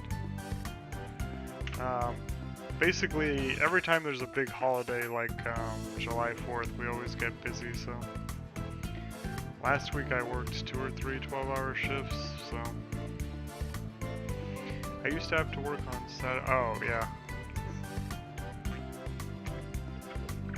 I really don't like working on the weekends, but it's kind of an inevitability. I could take a much worse position at my job to not have to work on the weekends, but honestly, it would stress me out so much that it probably wouldn't be worth it. I used to work, so at my work there's like a production and a shipping side, and so I used to work on the production side, and there's just, yeah, it's so stressful over there because no matter how much product you end up making, they always want more and more and more, and so it was just too much for me, so I switched over. For a while I was in the sanitation department, and then I switched over to shipping.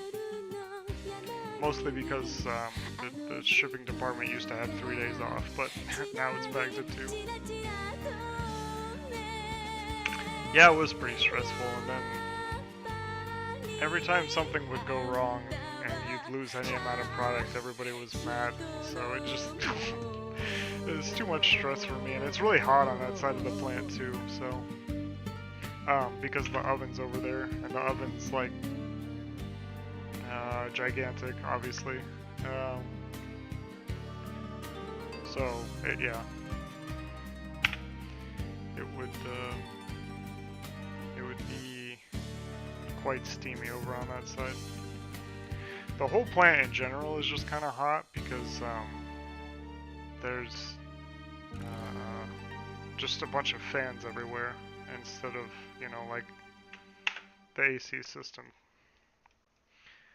This was for bread, yeah. Yeah, so one part of the line would make bread, and then another part of the line would make like hamburger and hot dog buns, and then the third part of the line would make donuts. And I like going past the donut line was always great because it smelled like sugar over there.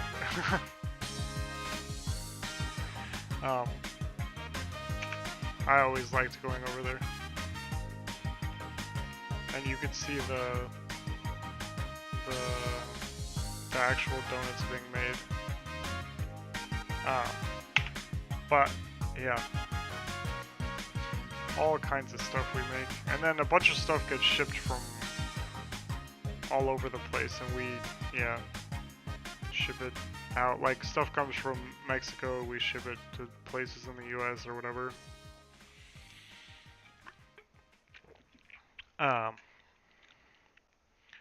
But yeah.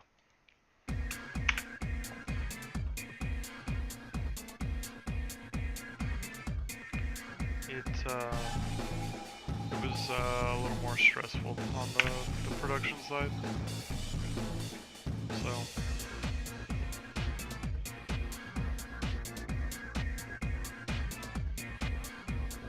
but yeah, I'm looking forward to after July 4th because it should slow down at my work. Mastiff! Oh, what a cutie. Do I have any Pokeballs in the community game? Let's find out.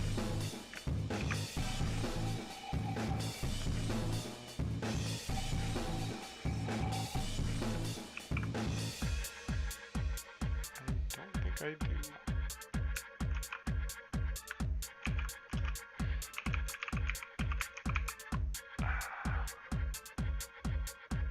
Yeah, he's here.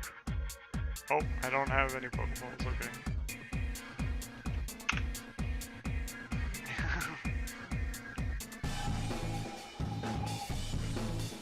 I must have used them all. Well, no Mastiff for me.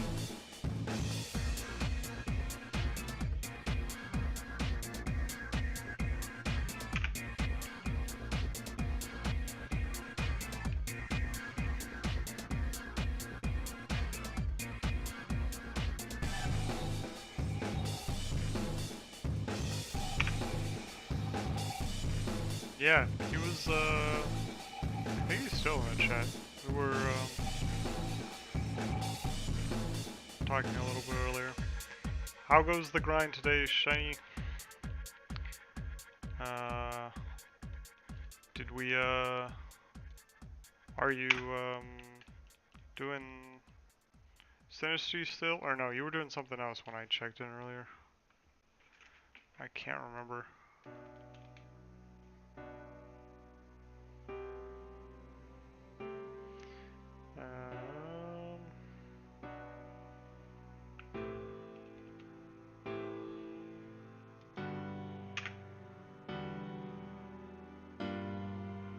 Oh no, you are back to it. Okay. Oh, Drampa. Yeah, that's right. You were doing Drampa earlier. Oh, well, cool. You got it. So now it's back to the little tea kettle. Or the little teapot.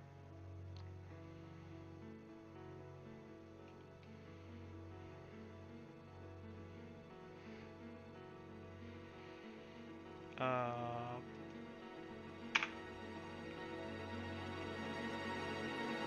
50k encounters in. Yeah, crazy work. Crazy work, bro.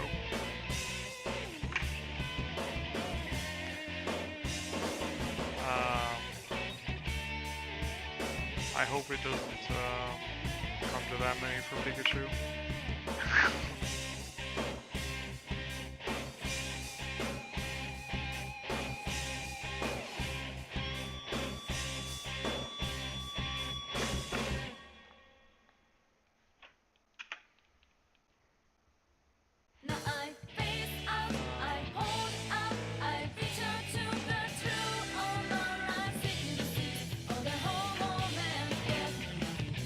Actual peak music in my chat room. This is so much better than listening to the Viridian Forest theme on repeat.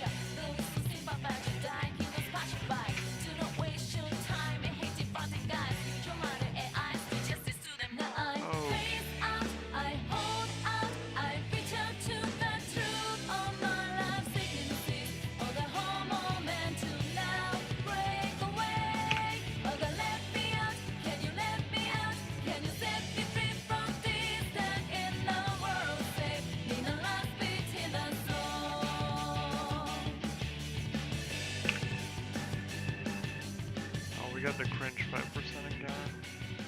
Pikachu's the one we want.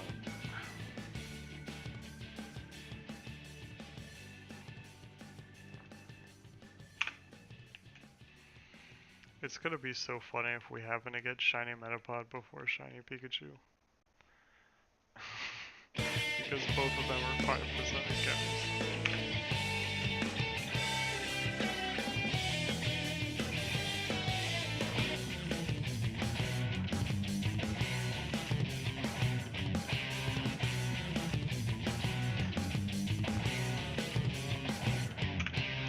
And at this current moment, we've seen slightly more Metapods than Pikachus. Oh, interesting. It was reversed a while ago. Pikachu was in the lead for the longest time. In terms of encounter speed.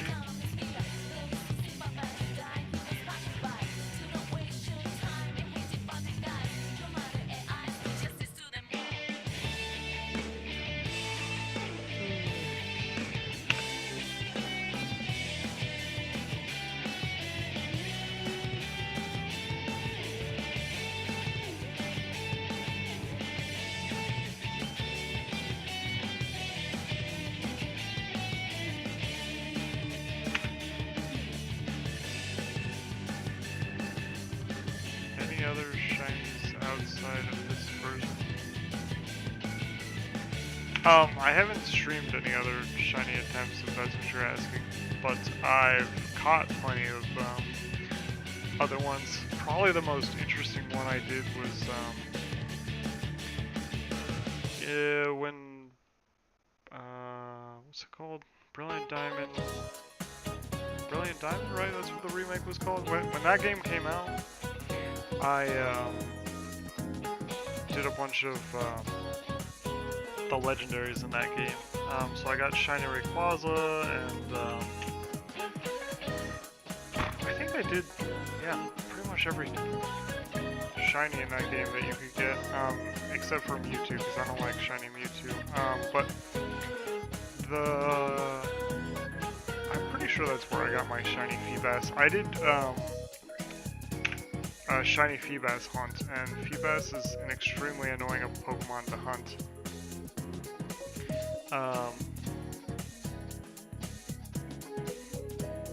So basically in one cave on 4 random tiles, Feebas can spawn, and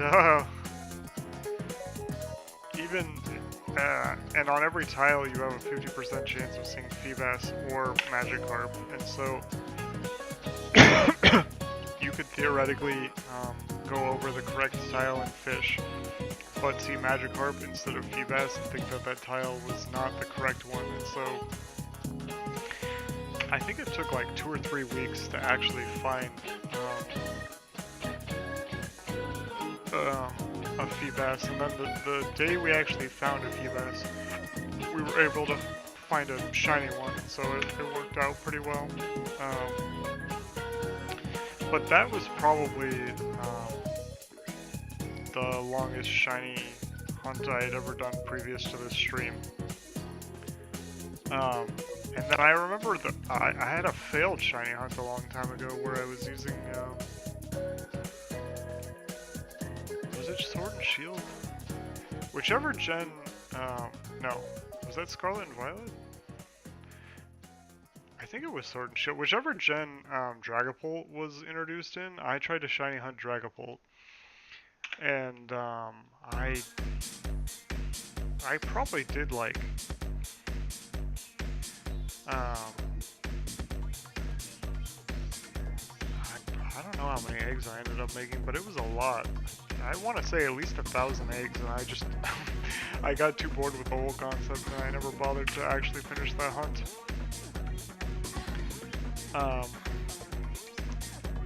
But yeah, this was all before I had well before I had the idea to actually stream my shiny attempts. And I'm trying to think if I have ever done any other interesting shinies. I think most of my shiny hunting was in BDSP. Although, just coincidentally, I got shiny Chandelier in ZA. Just by playing the game normally. So,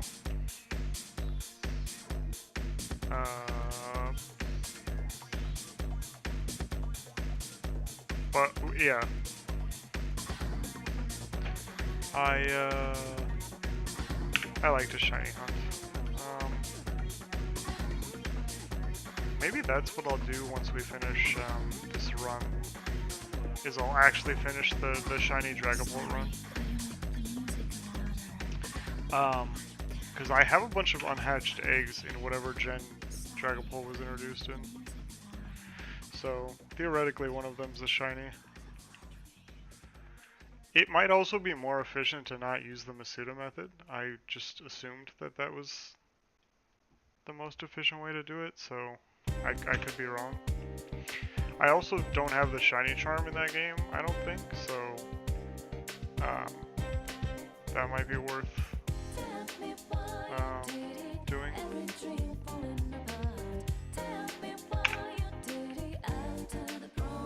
Sorry, I keep getting distracted by this soundtrack.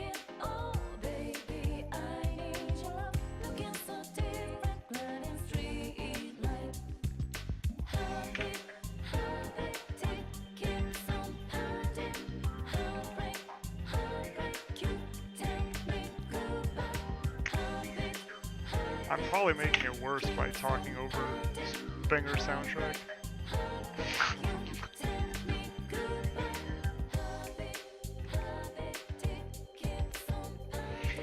I'm kind of wondering, yeah.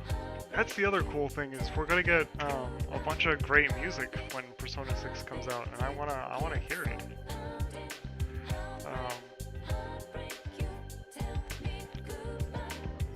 Man, I'm so excited for a game that they haven't even bothered to announce a date for. I don't even think it's gonna come out in 2027 if they haven't given it a date. Maybe we get it in 2028. Actually, Persona 5 was like in 2016, 2018, something like that, right? So it was quite some time ago. Obviously, they spent a bunch of time doing the Royal and all the spin-offs and all that, so like, it's been a while, but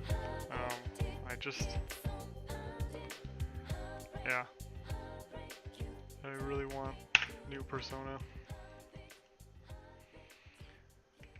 Until I see some actual Persona 6 gameplay, I'm just gonna assume that the game is like a year away. And even that might be a little optimistic.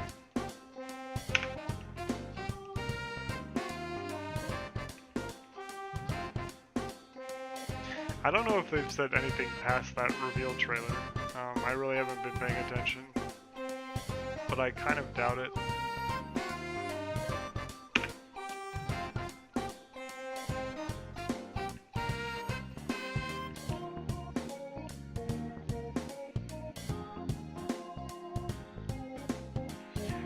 Caterpie!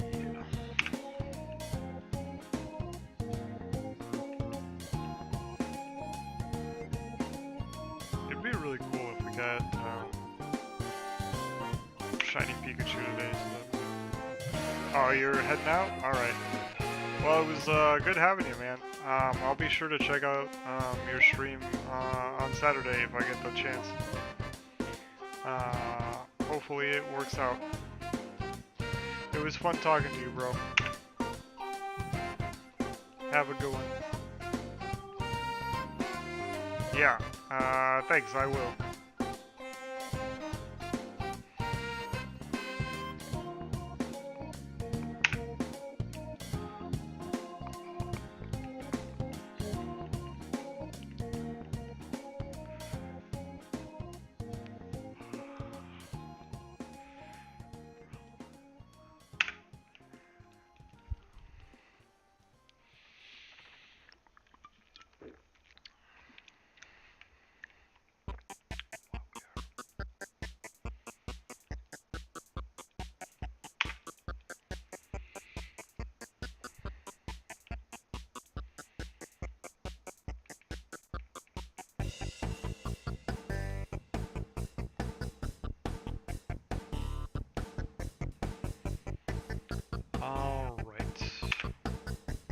I'm gonna go to the bathroom. I'll be back in a minute.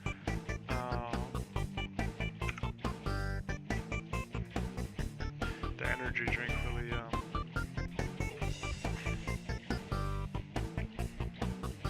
made me have to go.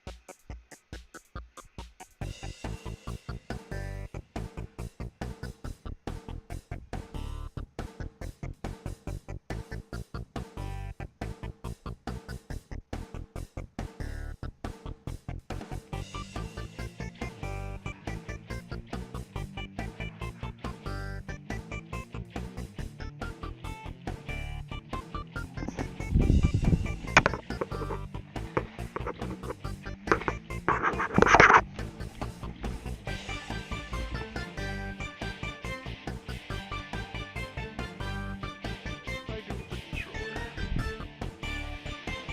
Solid question. What's on that?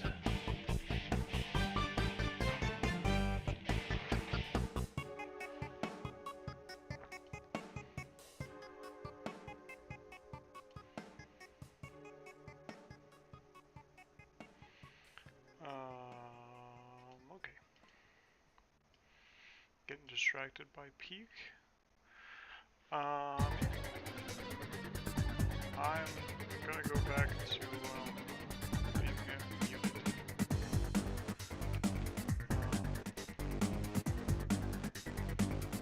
Wait, count that and count it. Okay.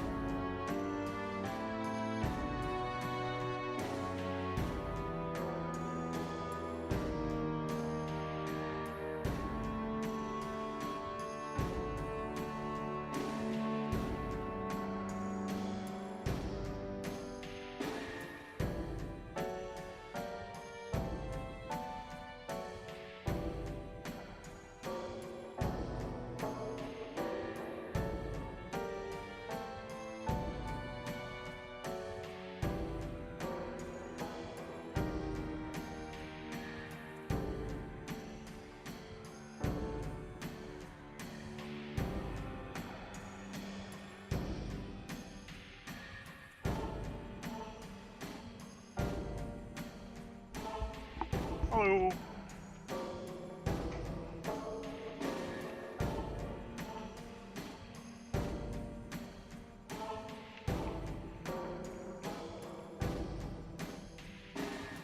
Oh, hey, you got a relic to start out with. Hey, boo.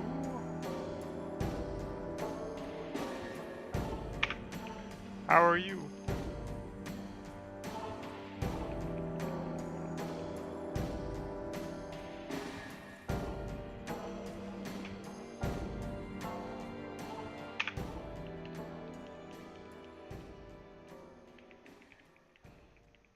I think my starter ended up being Charmander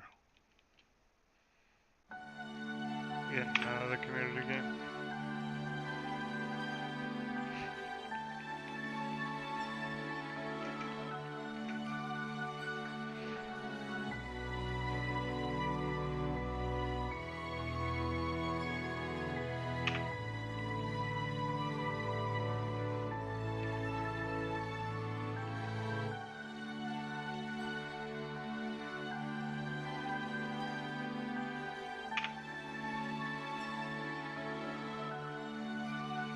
But yeah, you can, I think they start you out with some Pokeballs, but you can buy more in the little shop and then catch Pokemon. It's pretty fun. I found out you can even get shinies in the community game, so that's pretty cool.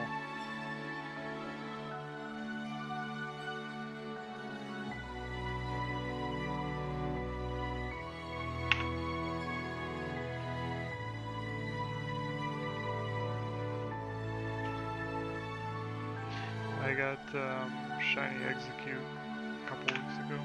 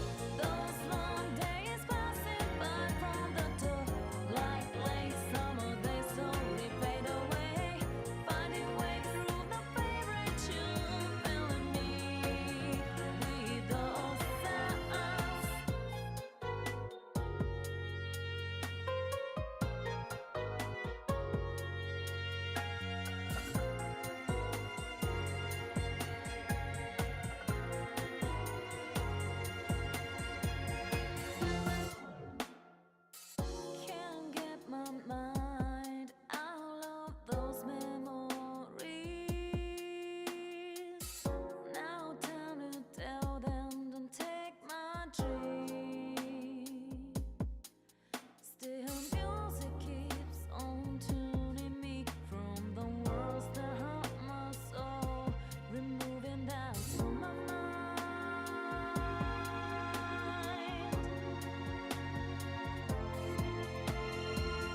Those long days passing by from the door, like late summer, they slowly fade away.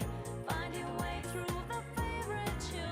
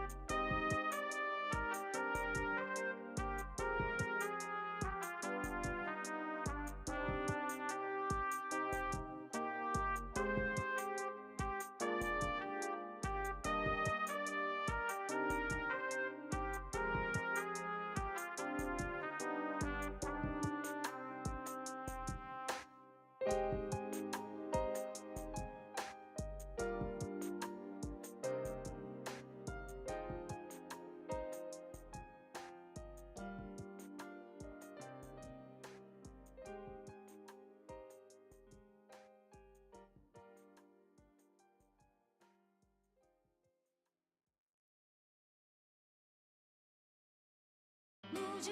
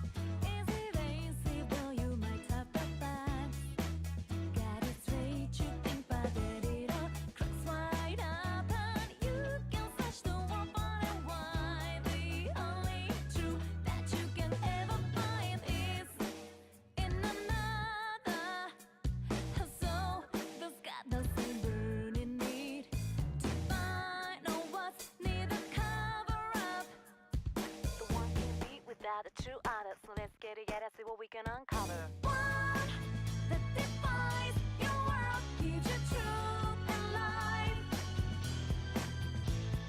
One that excels, special enough to guide your way through this shadow world.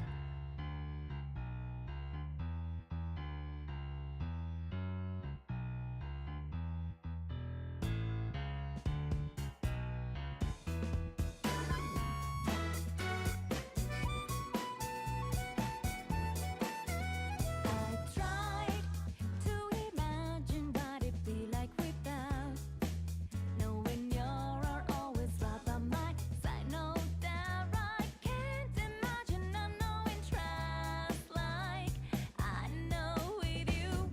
Lies come in many forms and some look like truth, but we won't let that confuse me and you. We found that way to see what's right for ourselves. We found out truth in someone else. We got faith in each other. Our souls have got the same burning need to find out what's need to cover up. The one can be without the true others. So let's get together, see what we can uncover. Let there be someone there that shares truth and love. Who really cares and knows we can only share our truth through one that defines your world, gives you truth and life. One that excels, special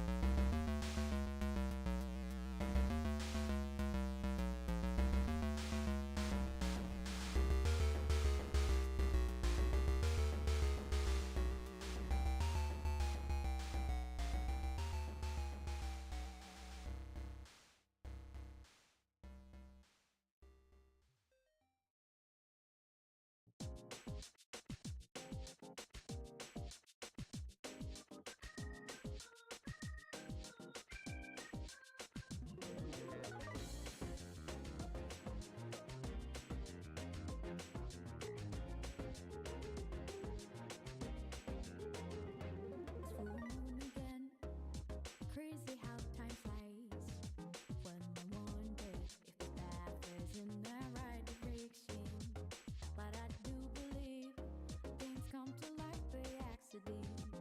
When it remains on, sounds like it's meant to be.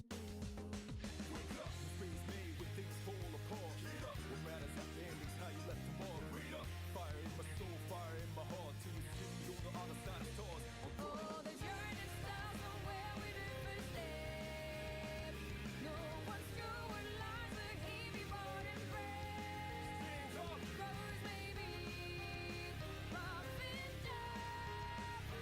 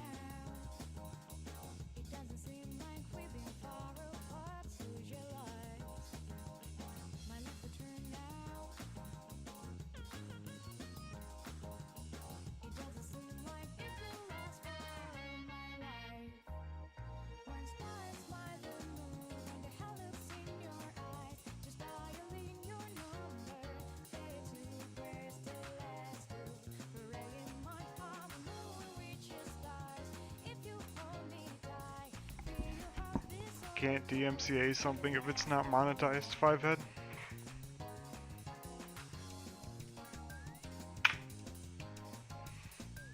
Plus, people play Persona music all the time on actual content, and I never see it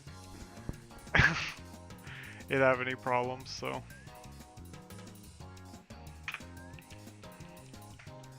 oh shit, yeah, big brained. I wasn't even listening to the bangers. I was watching some YouTube. So, I was listening earlier when we were playing P4 music, but this track is also a banger. I love all the Persona OSTs. I can't wait for 5 to come out so we can get more Persona music. Or 6 to come out, I mean. In 10,000 years.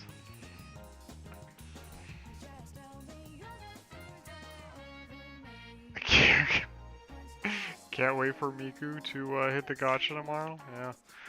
One of my other fans in here earlier was talking about the gacha game and how he didn't know what a gacha was, and so when I explained the concept to him, he was like, "Nah, I won't play it." Is Miku actually gonna be in the gacha? I guess Joker was in the Miku racing game, so it makes sense.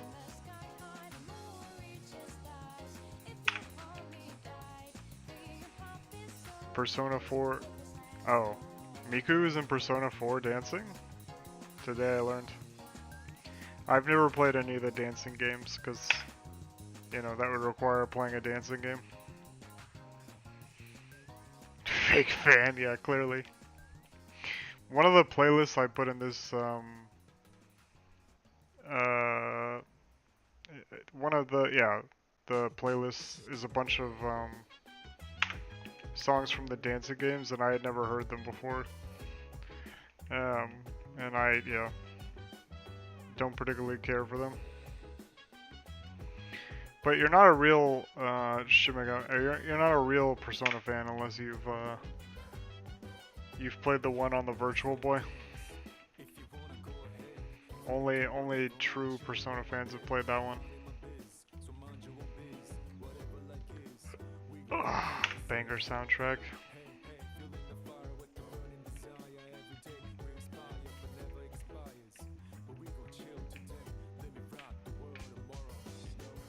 Oh, yeah. What's that game called? Jack Bros. That's it. You're not a real Persona fan if you've never played Jack Bros on the Virtual Boy. That's true peak.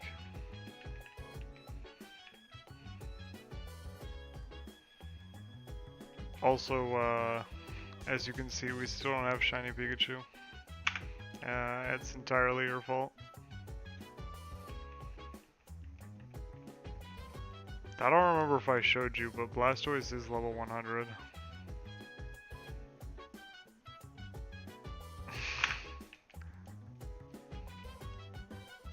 Yeah. Can't remember, but yeah. We did in fact get Blastoise all the way up.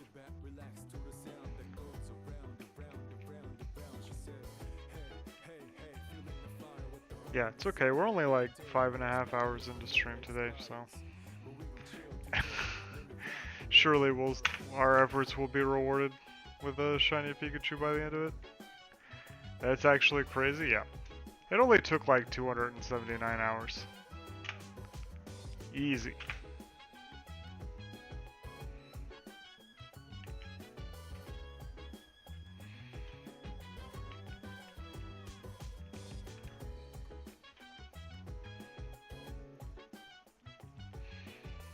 This whole run, I think I figured out earlier, has been 340 hours?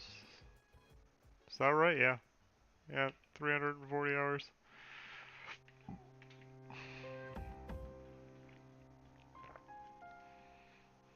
So.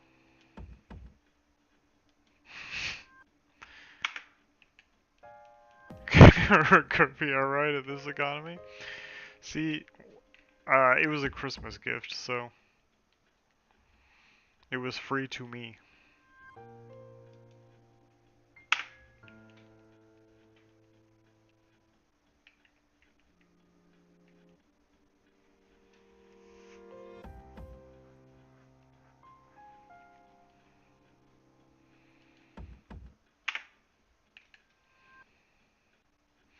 I paid $30 and played it for all of 5 minutes. Yeah, I think I've only played it for like an hour or so.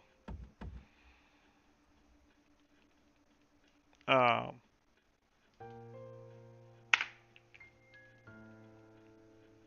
but yeah. There's so many games to play, and I'm not playing any of them because I'm stuck doing this garbage.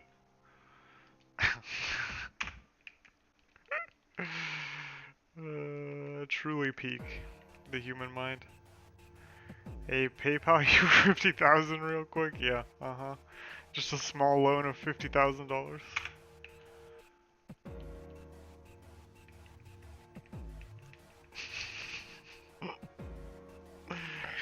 Sure, let me just write a check.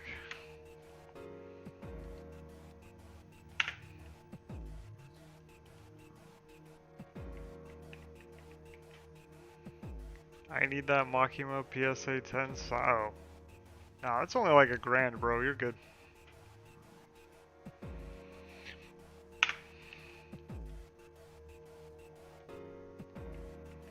You're getting ripped off if you're paying that much for it.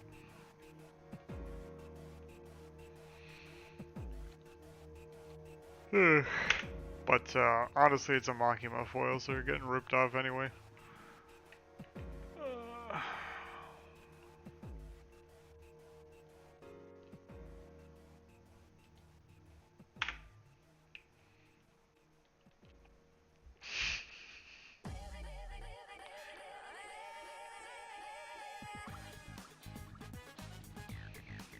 You and that guy, bro.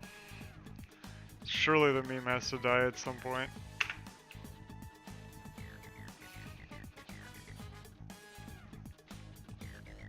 Baby, baby, baby.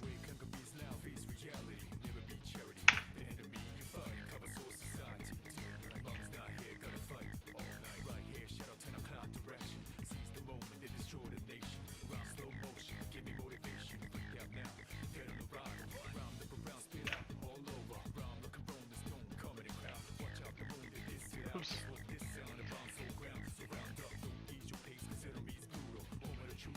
Stoutlands. Don't care.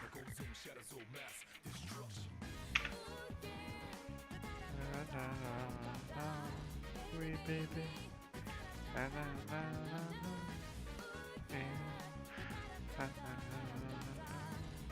Baby.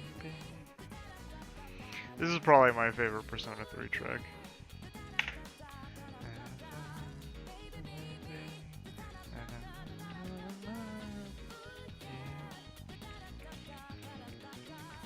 Baby, baby.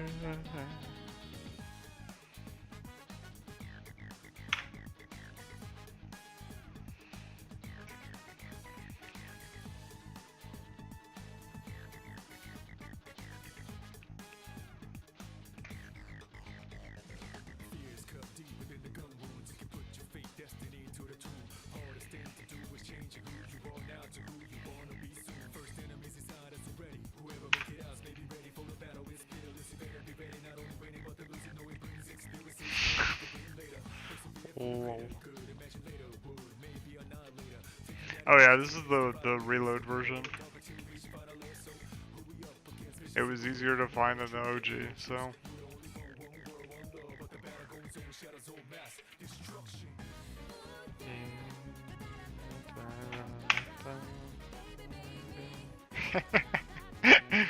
Get wrecked. The Ultra Ball didn't catch anything. Baby. Yeah.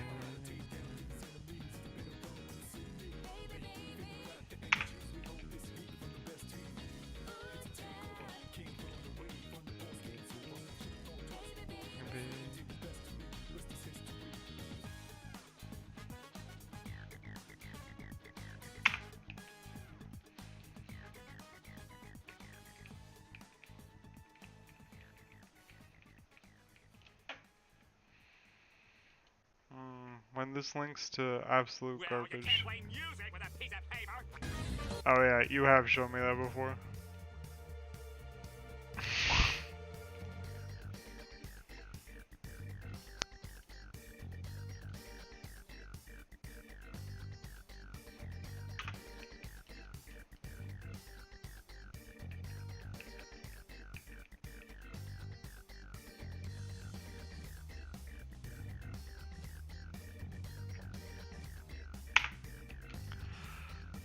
I do remember the Squidward meme.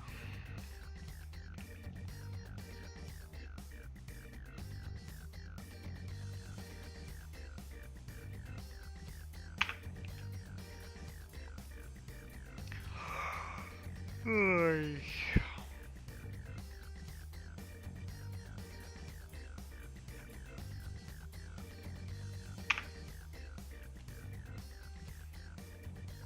But yeah, we're still on the shiny Pikachu grind.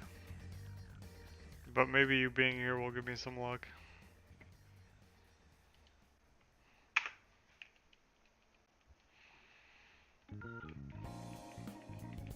We're gonna go for like another hour and a half.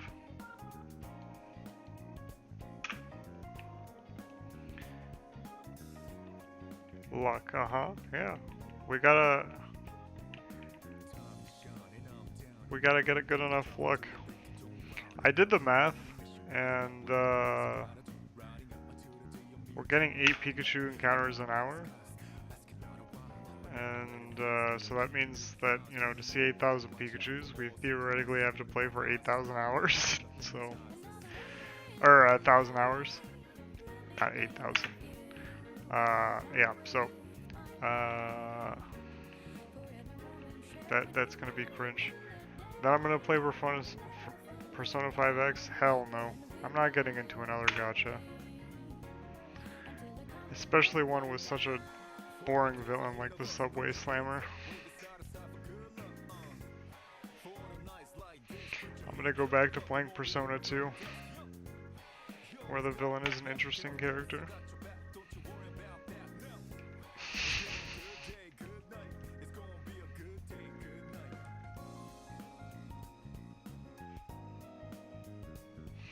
But honestly, I don't want to play another gacha game. They're just so grindy, and I doubt the story is good enough to justify the amount of bullshit I have to deal with to play the game.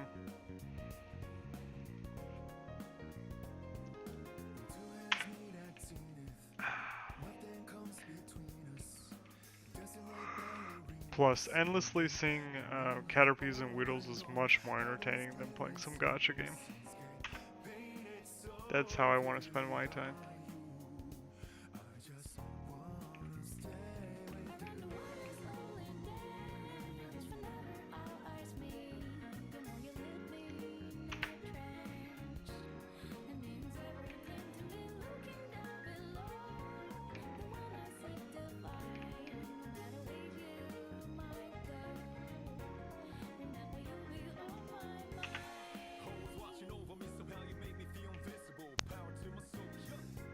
Oh, let's see, yeah. Oh, you're probably still at work. Yeah, because it's a couple hours earlier over there.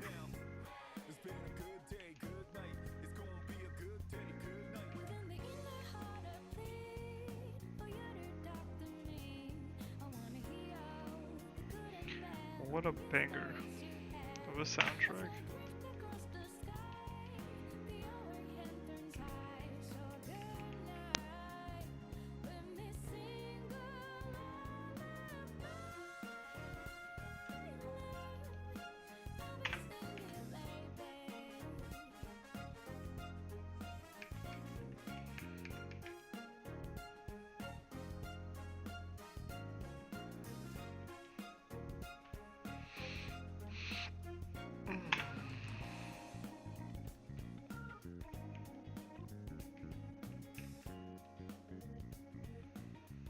Oh, you know, now that we don't need to go back to the Pokemon Center, I guess we can see a different part of Viridian Forest.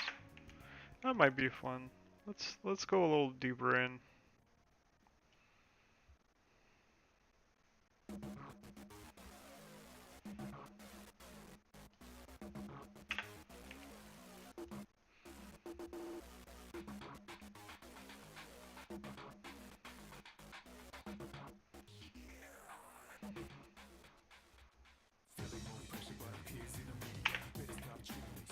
Oops.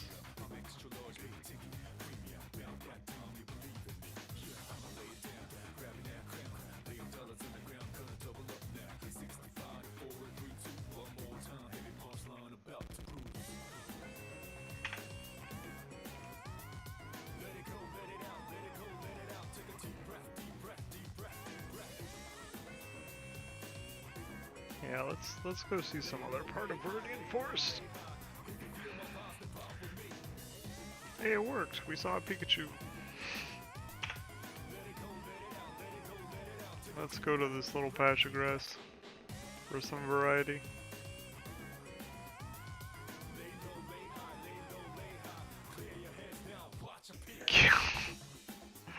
Nah, we already said we're not going to the power plant. It ruins the whole idea of the run.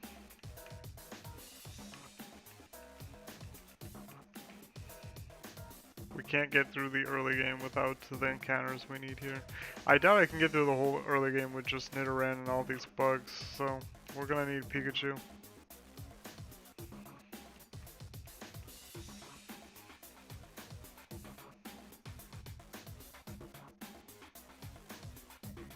See, we just saw 2 Pikachus almost in a row.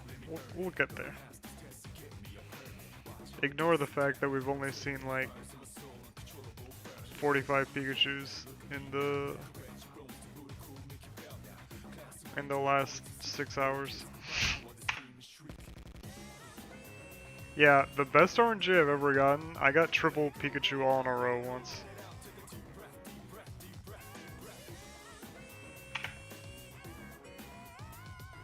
It's a shame this isn't Emerald.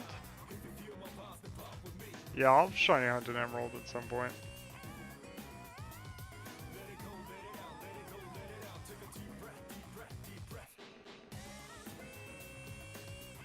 No, I'm pretty sure it works that way in every game that static exists.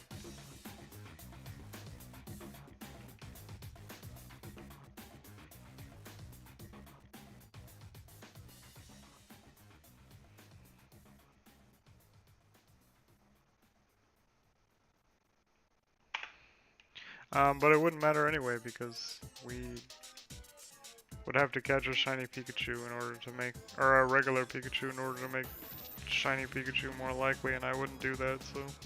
And it has to be at the front of your party anyway, which would be inoptimal. Because we need our goat Butterfree at the beginning to put it to sleep.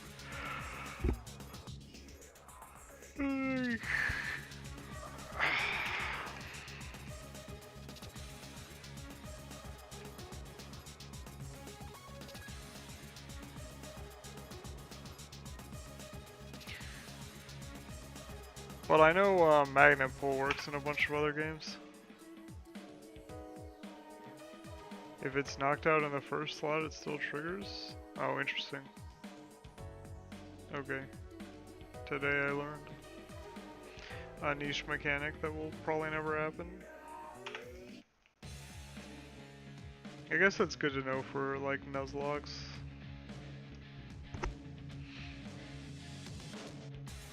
I guess it wouldn't matter in those either because you wouldn't knock out a Pokemon, yeah.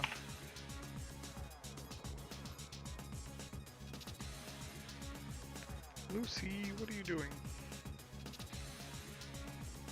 You little tsundere.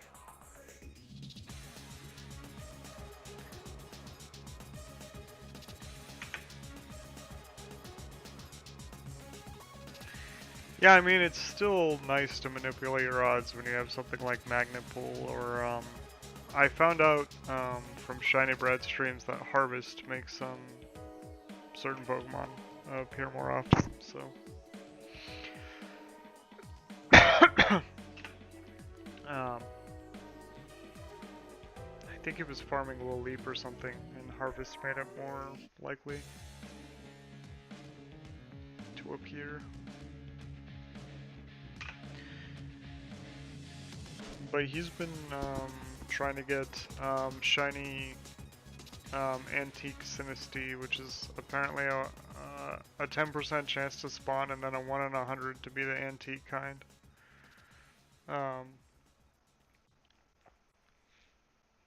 So it's like 1 in 1,000 odds or some shit. He's like 50k encounters in.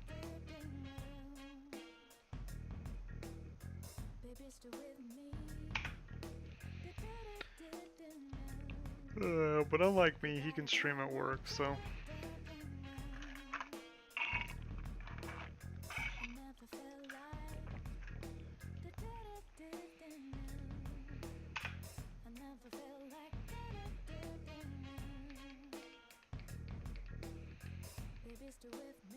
Yeah, that does sound pretty nice. Yeah. Me too. But I gotta do manual labor all day. At least you can work from home. Having no commute is really nice. Burn my bread, yeah.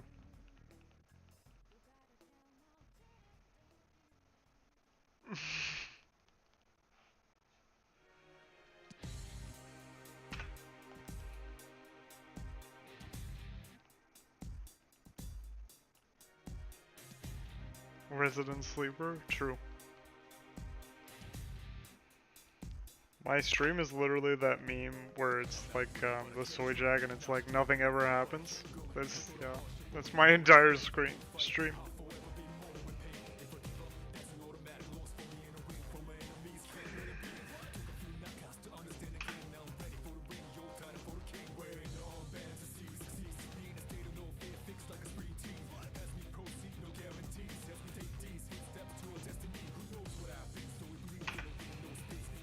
But it's okay because one day something will happen and it'll be awesome.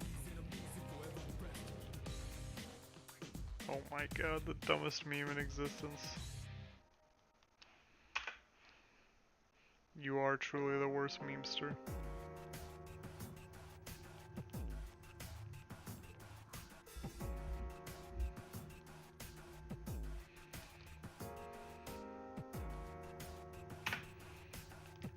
Slowpoke?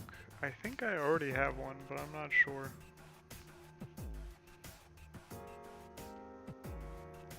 Let's catch it.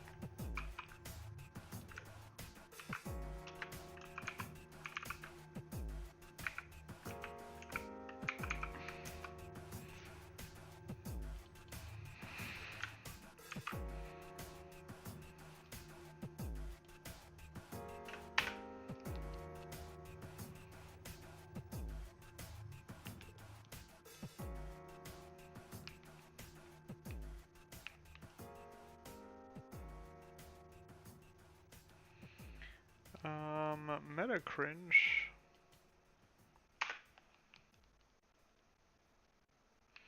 The bad 5% encounter.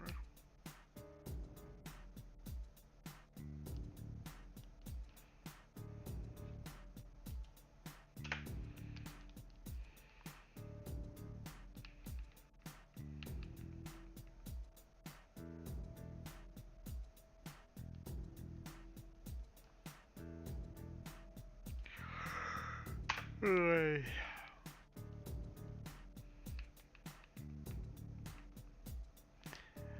What's your speculation on when Persona 6 is coming out? You think we're gonna get it before 2028? Damn, we both failed with an 80% chance? Cringe.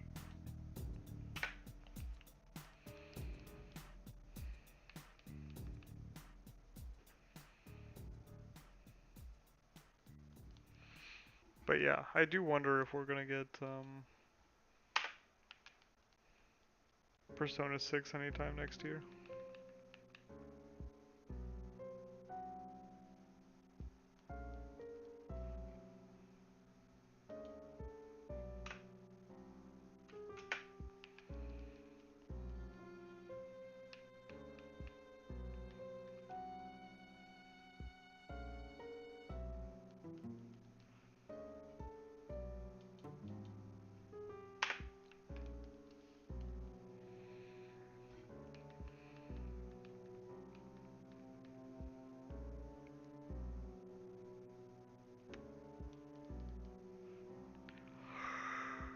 Ay.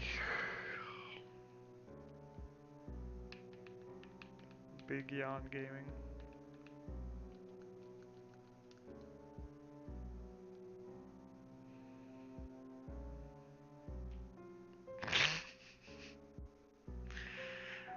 Oh gosh, Anthony.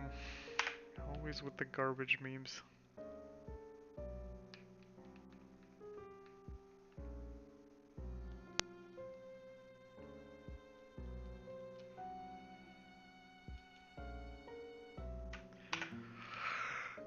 Ay. But yeah, P4 remake is gonna come out in next February, so there's no way P6 is gonna come out before then.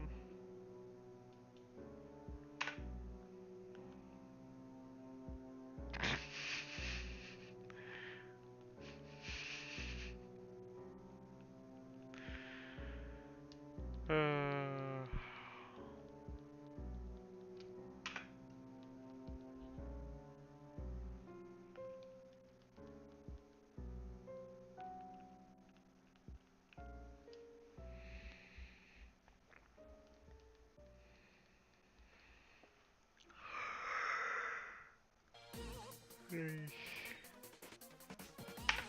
I'm not happy about the recast at all. Oh, did they recast all of the voice actors for P4 Revival?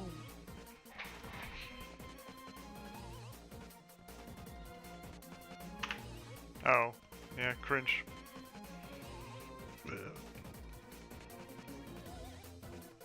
Oh yeah, I think I did see a tweet of like the previous GA voice actor or something, like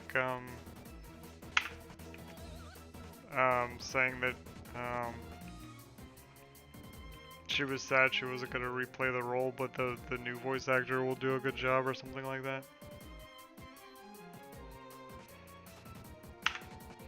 Even though they all said they wanted to come back, yeah, cringe.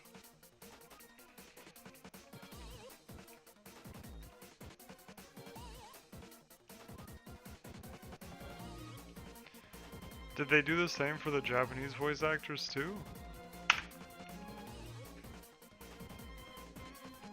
Or just the English ones?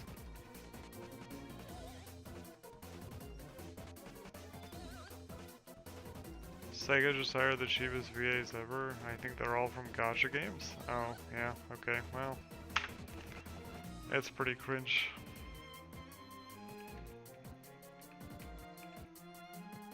The Nintendo with the Nintendo Xenoblade approach, where they hired a bunch of non-Americans because it was cheaper.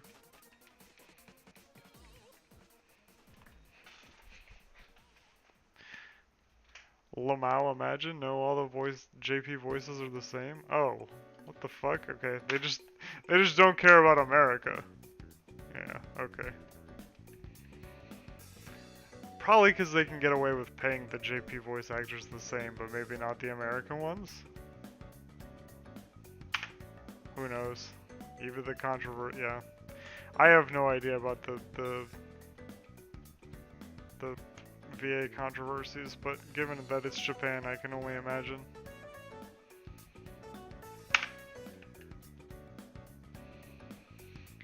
Yeah, I mean, I have no idea whether it's Sega or Atlas, but who knows? I don't know how much they talk to each other or intervene or whatever.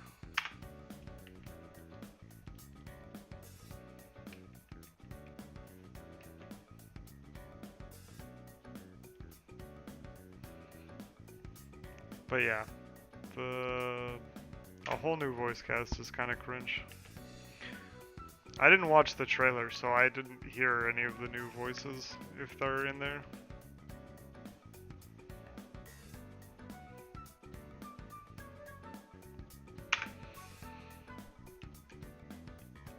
Yeah, probably. I was explaining it to one of my viewers earlier that they split it up. And that episode, I guess, really isn't worth $30. Given how little content it actually has. And how shit it is. I'm not a fan of episode, I guess, just generally. Um, the the gameplay is also pretty boring.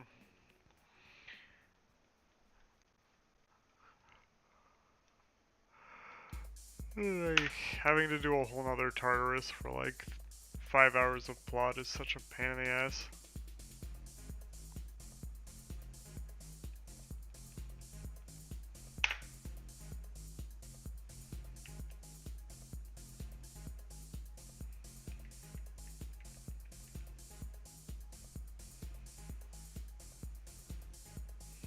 Am I coming to California anytime soon? No. My next vacation is like the end of September. So maybe I'll come down then.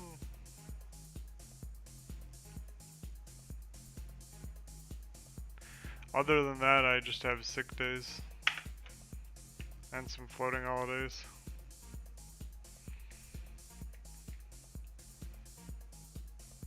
I guess if you need a third person for trios or something, I could come down.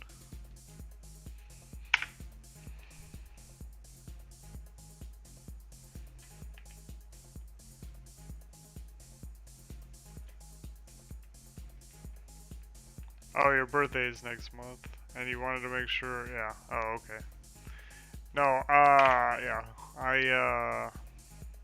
I don't have enough time off, really. Besides maybe coming down for like a weekend.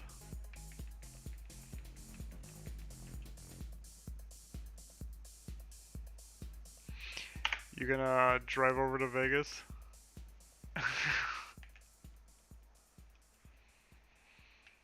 Play some roulette or something? Funnily enough, yeah.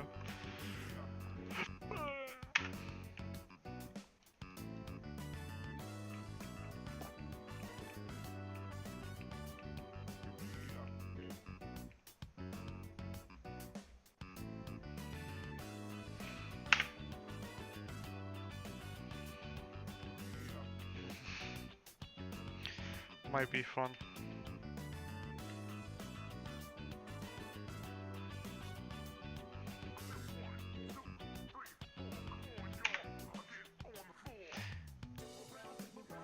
In the process of selling out of Digimon? Ah, yeah. How much do you think your whole collection is worth?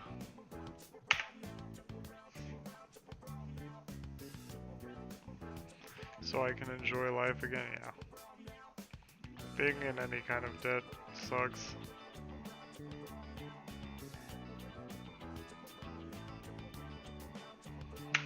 Oh, okay. Yeah, that's a pretty decent chunk of change.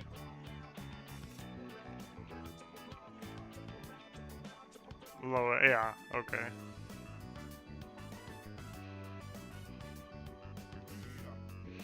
You're gonna try and offload it all at once, or just sell it little by little?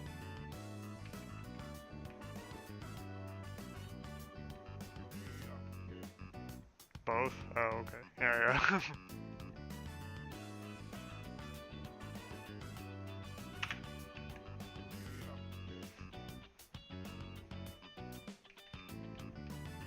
Go to Frank's. Oh, okay. Sure. Yeah.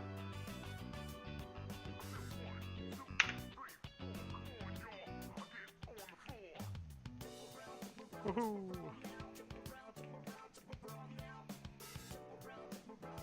Shenmue drops Friday. Oh, yeah. Gonna have to wait a bit. Yeah, I'm glad I don't care about the horses, but it kind of sucks because that deck is just like generically strong. So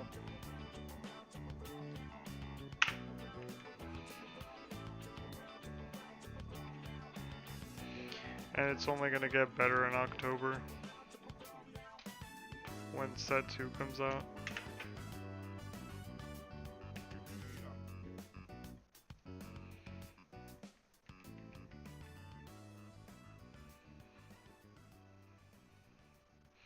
Our locals is kind of dead. Oof.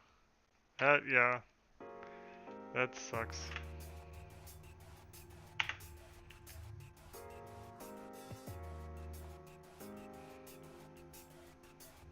Oh, it's just you and one other guy, yeah. That's, Sag.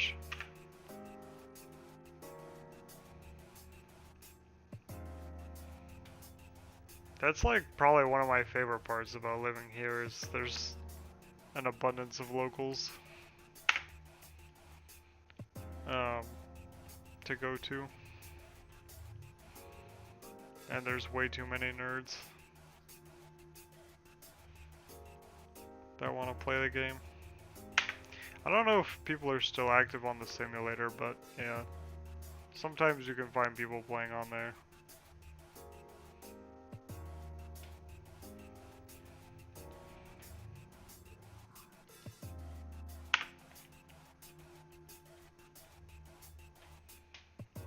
But it's rough when there's not that many people.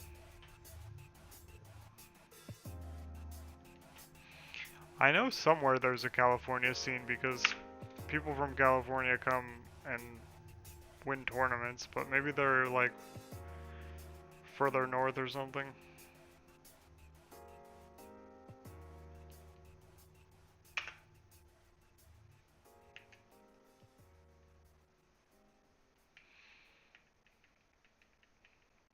Oh yeah. Does anybody? Yeah. But I don't know. Do people actually live in LA? I'll have to ask them the next time I see them. But yeah. Somewhere there are people that play the card game.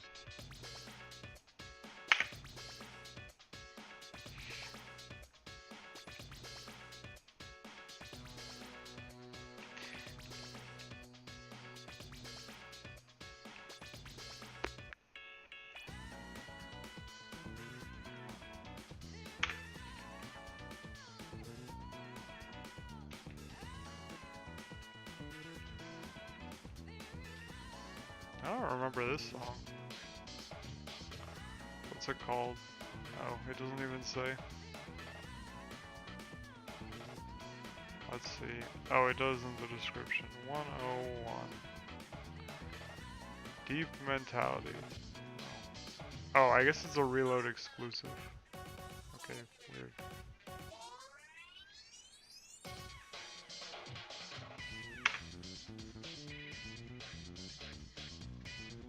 A wild Cramorant.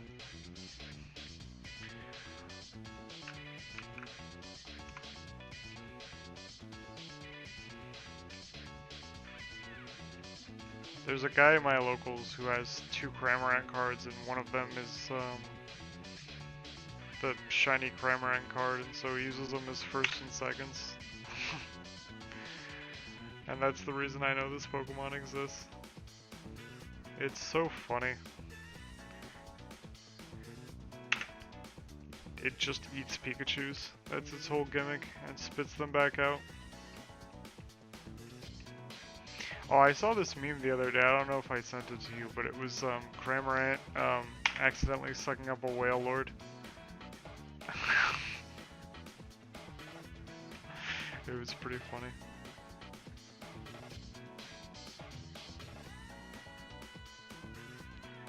Cramorant.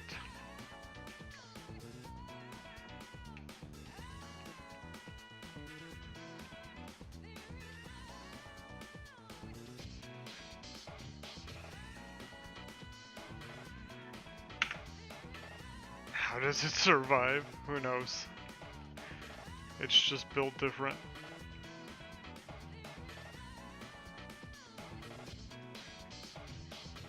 Let me see if I can find the meme.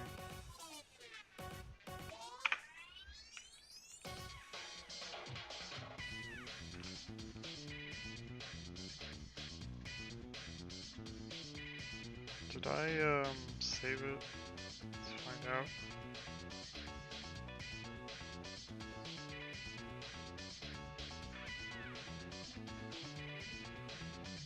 Nope, I definitely did not. Ah, never mind. I'm not gonna go look for it then.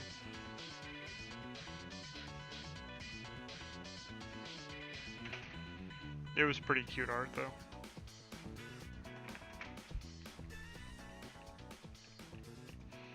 But it's funny because Whale Lord is supposed to be like an air balloon, so in the Pokedex, I think it says it only weighs like uh, 5 pounds or something. It's actually a super light Pokemon. Can I derail a bit? Yeah. Talk about whatever you want, bro.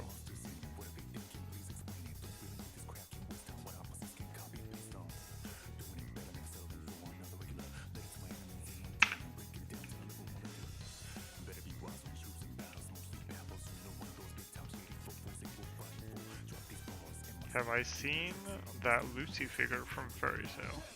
No? Is it like hyper degenerate or something? Oh, no, I haven't seen it.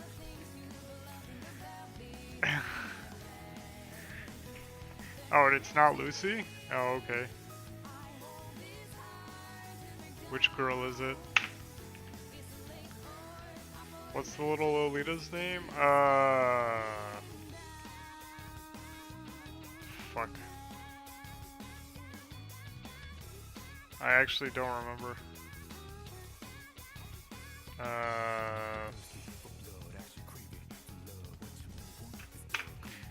Wendy. Oh, yeah, yeah, that's it.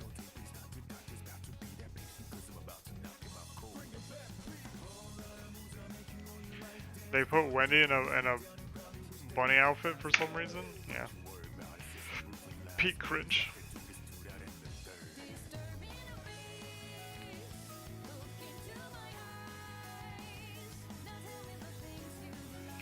How crazy is that? Yeah, it's just Japan shit. I don't know what to tell you, bro. They're just built like degenerates.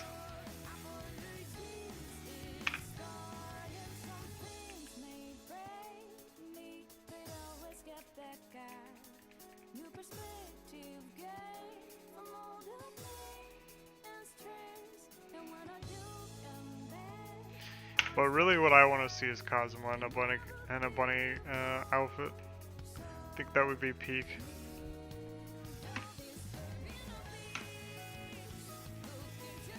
We gotta have equal opportunity fan service.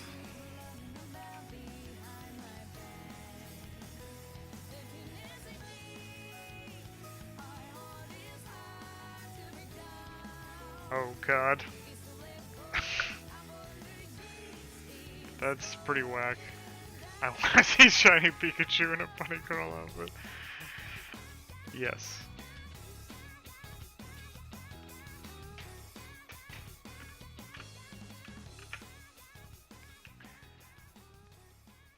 Based and zoophile build.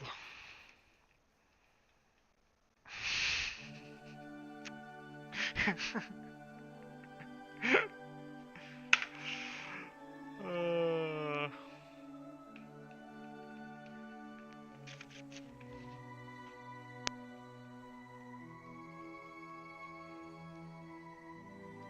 banger after banger.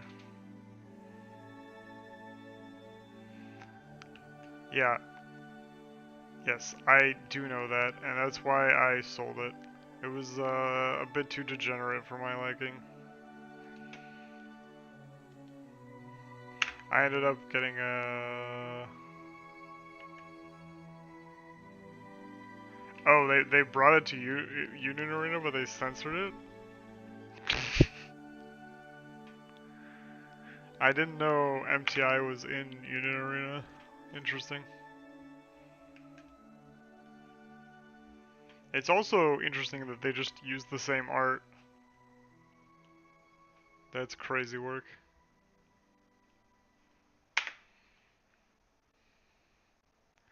Yeah, they got to appeal to the kids.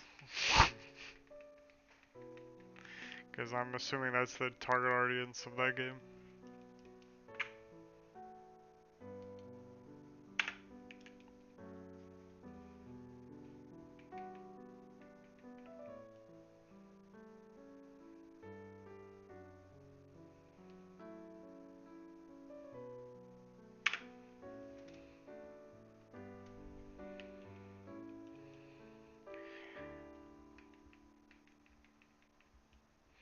Me playing Hololive TCG and my Kanana isn't a oh, yeah. I remember you telling me that game is basically just Pokemon. Oh, it's exactly the same art. Yeah. Lol.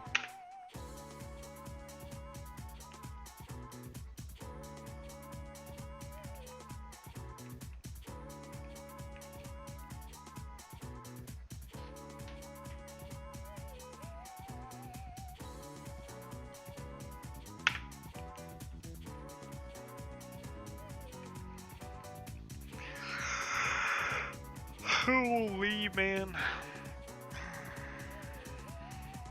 I want something to happen so bad.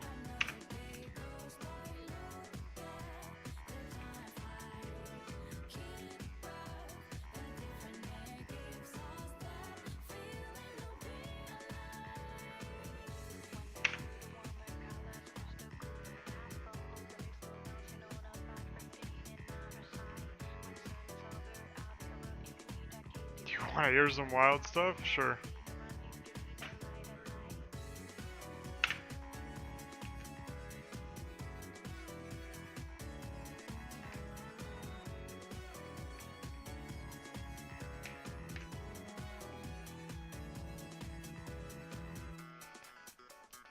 Ugh. If you don't care, then why would I want to hear about it? But I know it's just gonna make a shitstorm that's so much worse, yeah?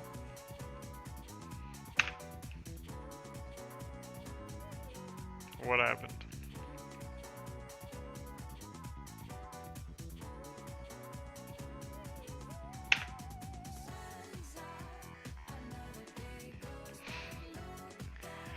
Allegedly, Naoto's new VA is transgender? Oh, god. We'll never hear the end of the Naoto discourse.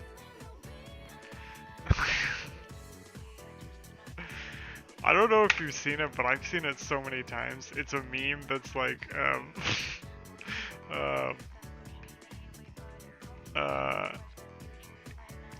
you know, Naoto is transgender, Naoto isn't transgender, or whatever, that it's like, it all leads to the same path, and it's like another 10 years of Three Houses discourse. I love that meme.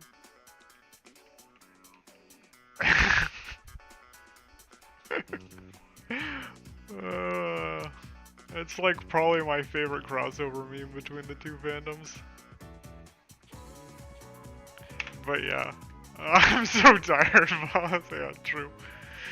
Is kanji gay? You know, is Naoto trans? I can't wait for a new generation to debate over it, because people are gonna get the wrong idea every fucking time.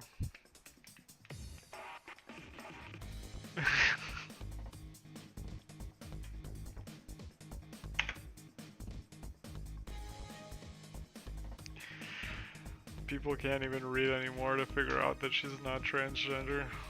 She just pretends to be a guy because it's beneficial for her work.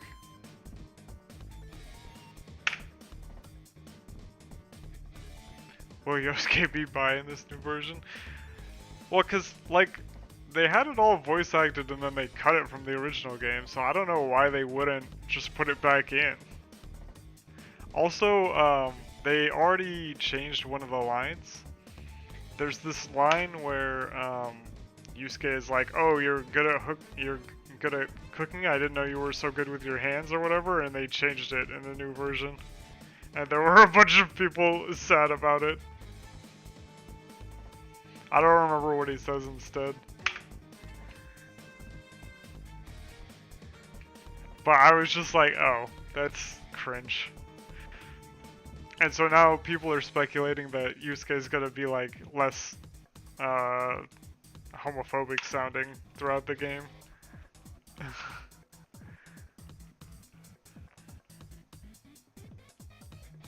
But who knows? I think it's probably, yeah, just the translators shading things up. Oh yeah, I kind of forgot about that. They did make the gay rapist less rapey in Royal. Yeah, that was a weird change. The whole point of the scene was like to show that Shinjuku was an unsafe place for kids, and I think it does it pretty well in the original. It's kind of weird that they toned it down. I'm guessing they intended the scene to be humorous and not like to make a point or whatever, but it kind of accomplished both in the original. It was, yeah, I remember that being a strange change.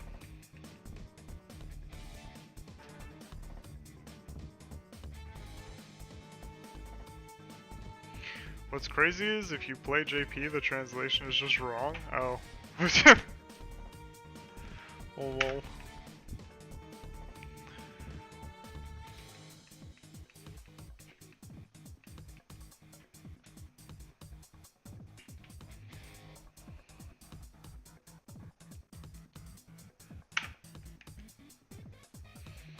Like the whole scene is just early 2000s script changes.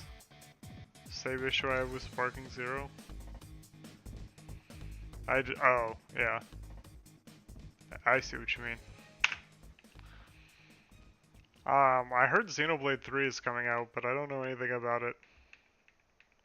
Or, not Xenoblade, Xenoverse. I might pick that up. I remember kind of enjoying those games.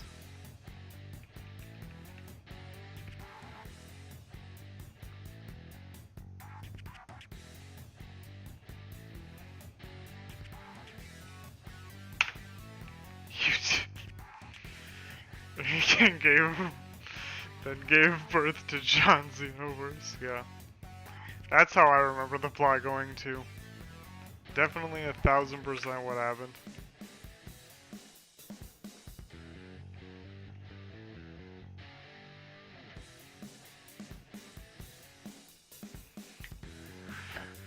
Pikachu!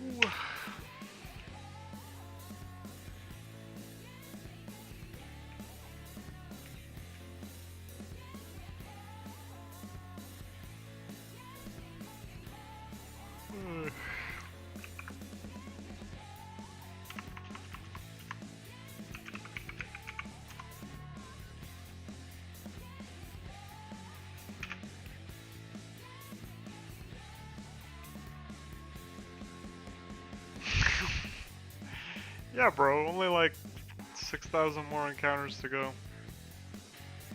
I haven't been, yeah, I'll have to do the math, but I haven't been counting since the beginning, so, we've seen more than 1,000 Pikachus.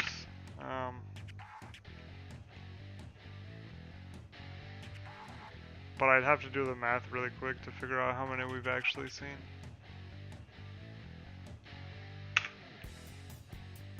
Which I guess I could just look it up. Let's see, okay, we're about 290 hours in, so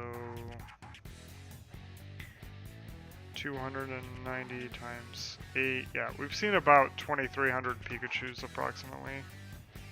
Or 2,300, yeah. The duo escaped, neither of us got it. Cringe. You're the angriest gamer I've ever heard. Ah, yeah. The angry video game nerd. The angry Atari Sega nerd. Atari Sega, yeah. I never did finish playing this video game. I'm so bad at platformers. Yes.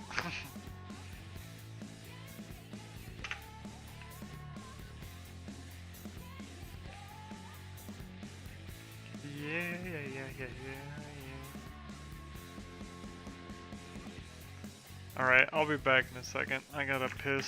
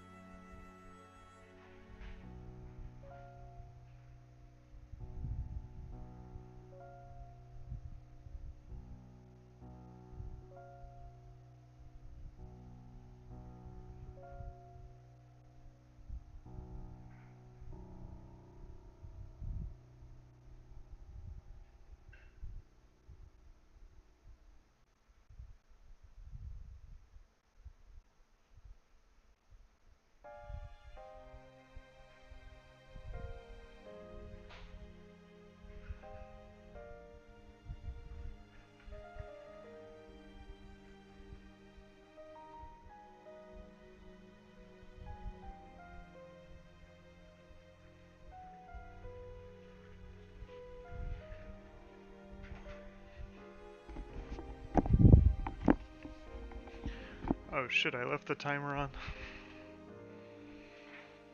ASMR? Yeah, you're hearing the ASMR of my beautiful voice. What more could you possibly want?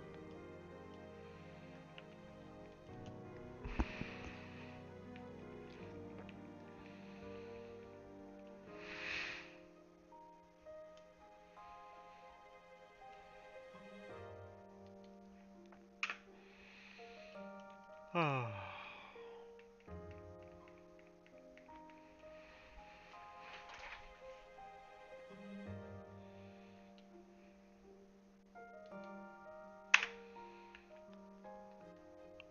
Ay, ay, ay.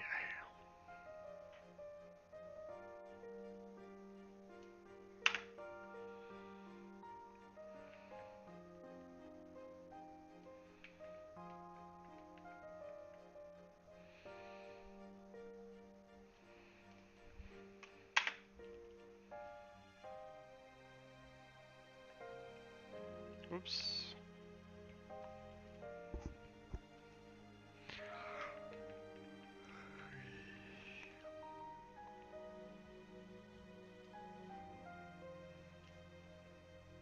Kakuna. Kakuna Matata.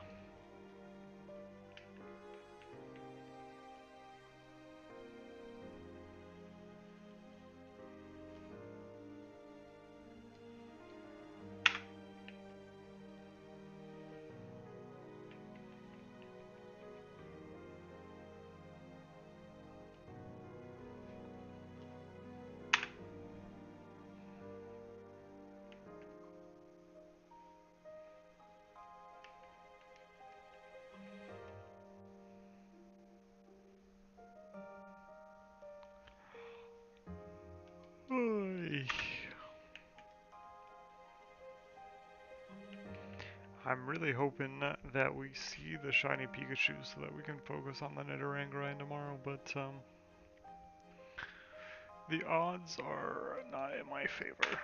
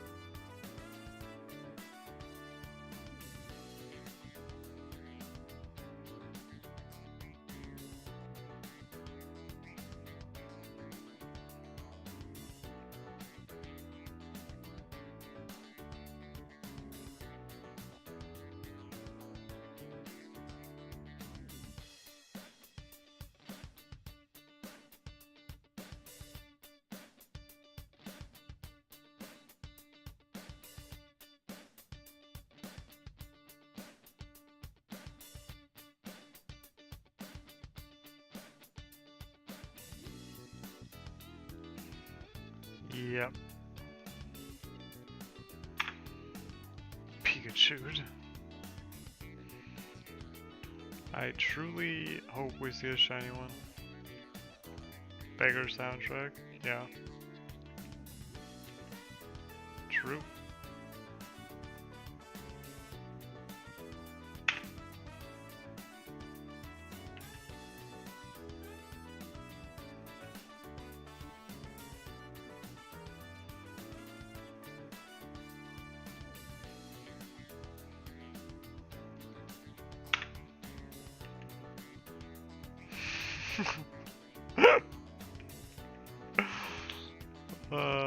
Yeah, based. Based and true pilled. I love, Takemi. There are all these memes about, uh, I think he's a singer? His name's The Weeknd or whatever. And, apparently he didn't realize how the dating mechanic works, so he wanted to date the hot doctor but messed it up somehow.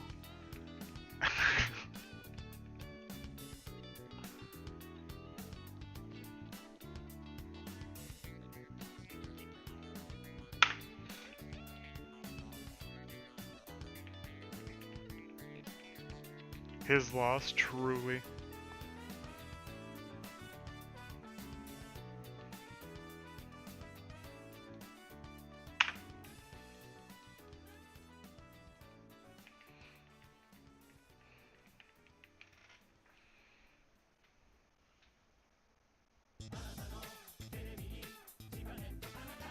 If I recall, he ended up dating Kawakami. Oh yeah, okay. From one MILF to another, yeah.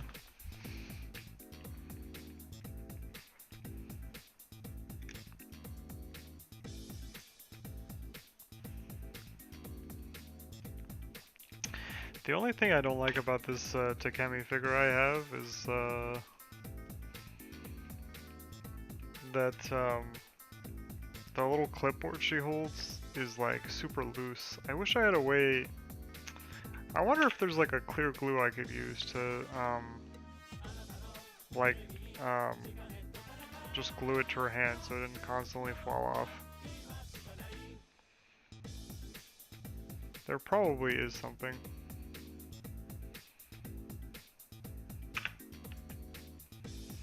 Slow row. I definitely got one of those.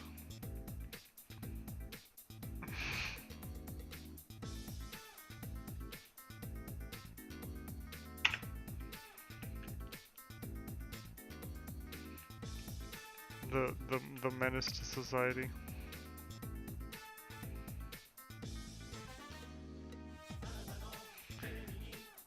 I remember the Galarian, some form of Slowbro. I think it's the Galarian one is really annoying in singles apparently. As just like this tank or whatever that nobody can get rid of.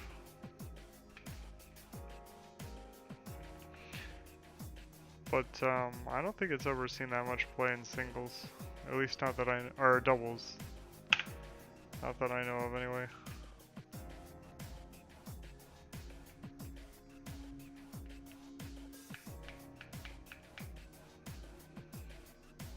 Are you playing Champions now that they put Raichu in the game?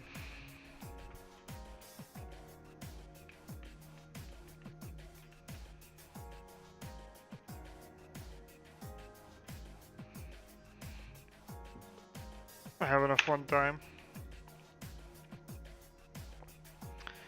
Which one did you end up using?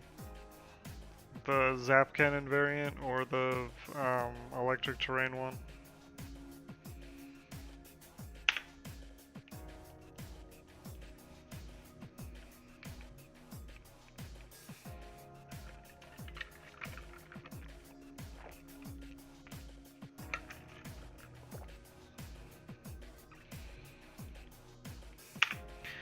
I need my Rillaboom. Ironically, Swampert is everywhere right now.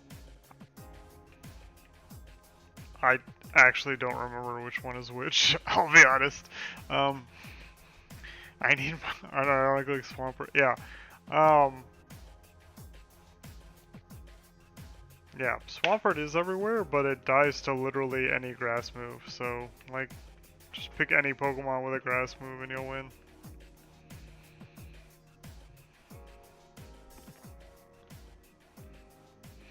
You could probably even put Grass Knot. I saw some people running Grass Knot on Raichu, so you could just do that.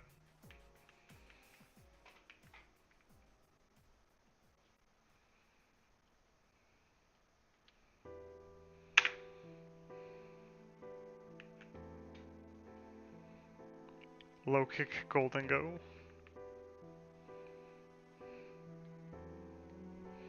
Yeah, I guess you could do that.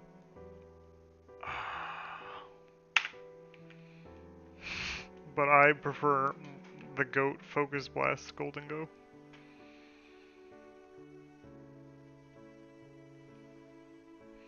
Personally, we love 70% accuracy.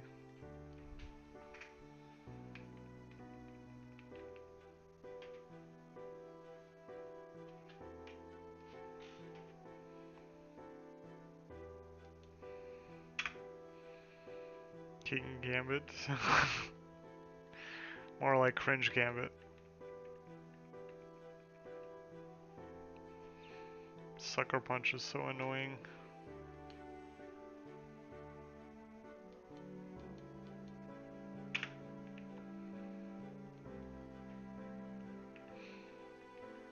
The only thing balancing that Pokemon is it's got like a mid-tier speed set, but then they gave it Sucker Punch, so it's not actually all that balanced.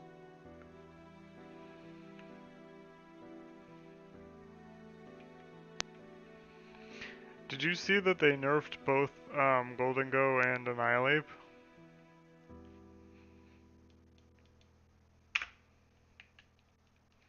I don't know how good they are in singles,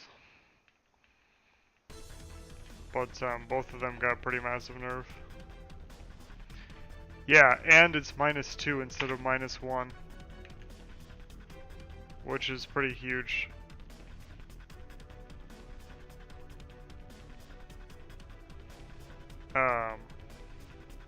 Funniest shit I've seen.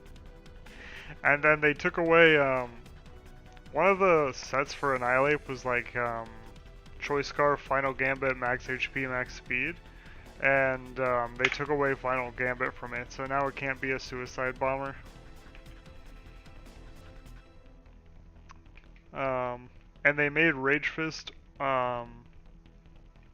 Basically, Rage Fist only keeps the boost while you're in combat. If you switch out, you lose the Rage Fist power boost.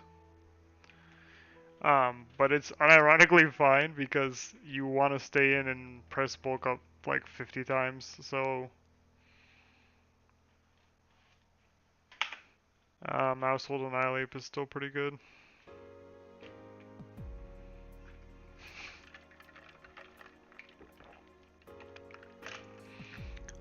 But yeah, 95% accurate. Make it rain. It's crazy that they didn't hit the actual power of the move. They just decided that making it inaccurate and -2 was good enough.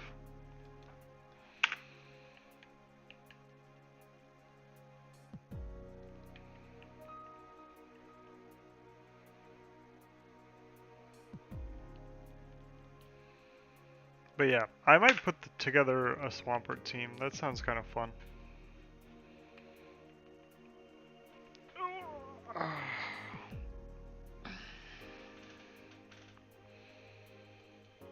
I'm still mad that they haven't added all the items, the competitive items back. The only good ones we got this patch were Life Orb and Light Clay, and oh, and Wide Lens. But that's like it. It's pretty boring, honestly.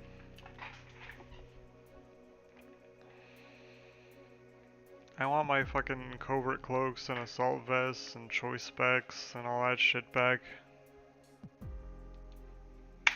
Give me more item variety. I'm tired of seeing Focus Sash, Citrus Berry, Shoppleberry. Like, it's just all the same shit every game. A Mega Evolution or two and calling it a day. Uh,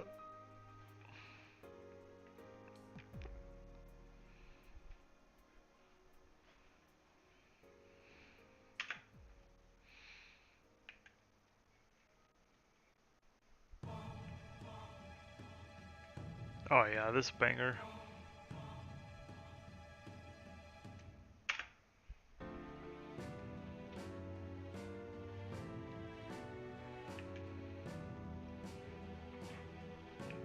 One day I'll learn the names of all these songs. What's this one called? 139. Strength of Heart, okay.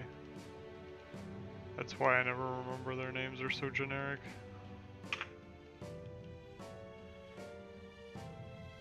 You became friends with Yosuke. Yosuke will die for you, yeah. Basically. The yaoi is unending.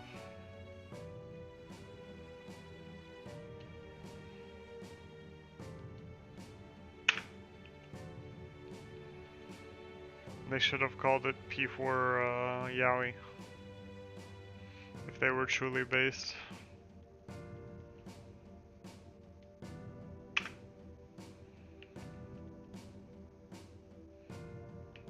I love how you managed to misspell Yusuke twice.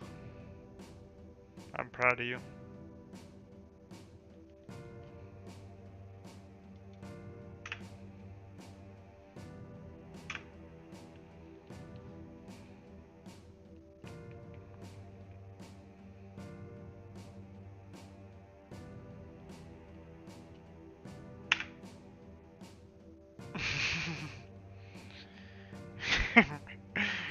Am I restarted? Yeah.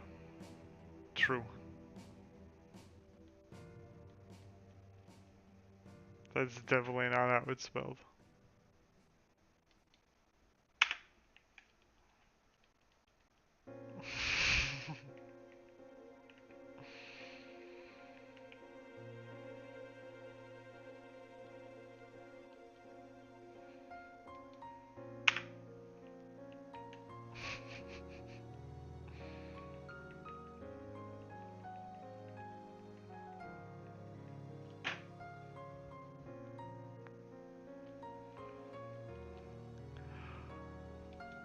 Hey.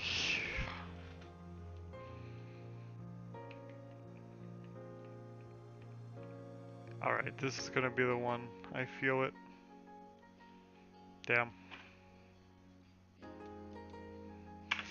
Maybe the next one.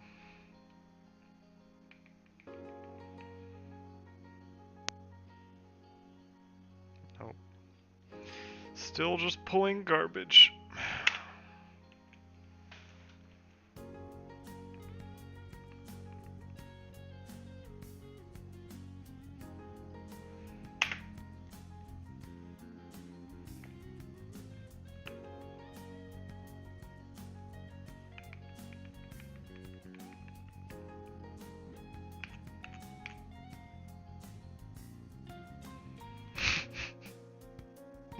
Not like this, yeah.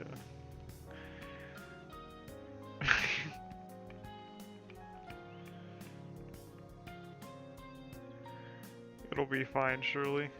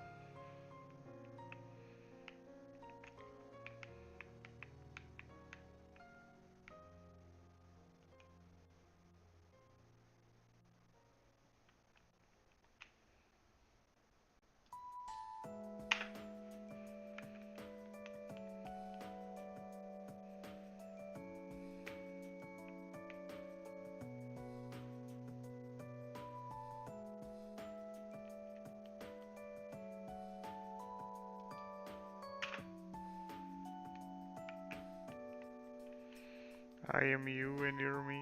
Yeah. The thing that always happens. After we beat the shit out of the personas. Man, I wonder how the fan base is gonna react to Risei's persona or kanjis. That'll be a whole thing.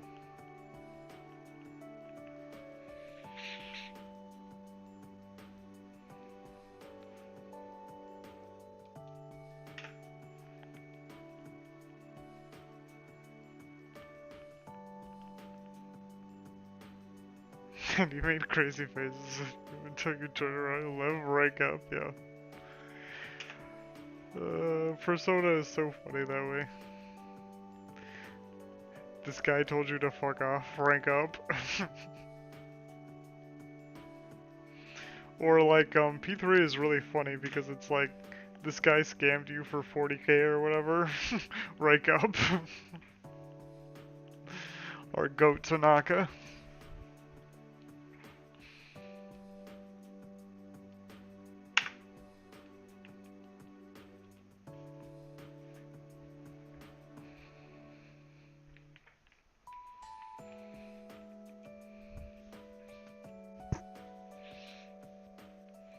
Pikachu!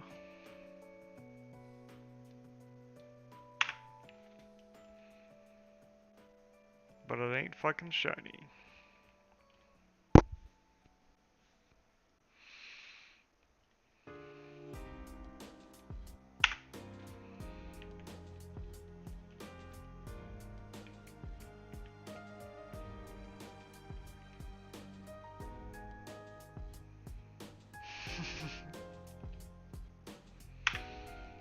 Black.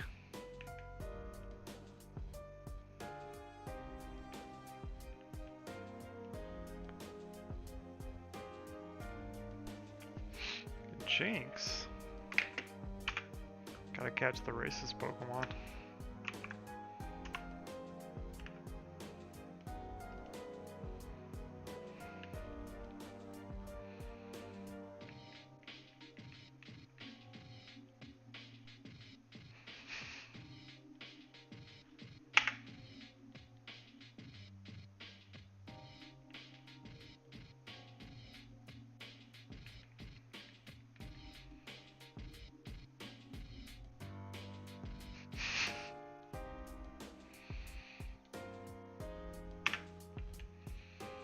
Ah, yes, I love all the Persona 4 memes. And yeah, no one ate dinner that night.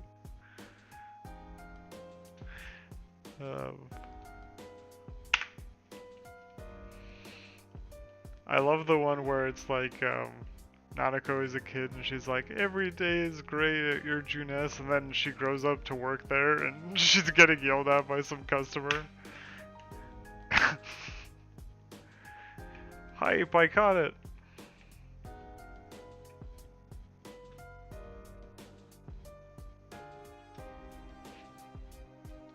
But you're bad at the game, so you failed.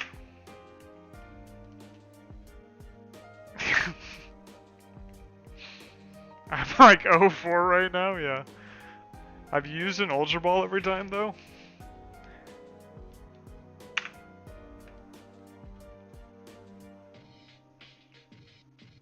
Oh, no, you used a Pokeball, that's why. It's like 30% with an Ultra Ball, bro. Or with a Pokeball.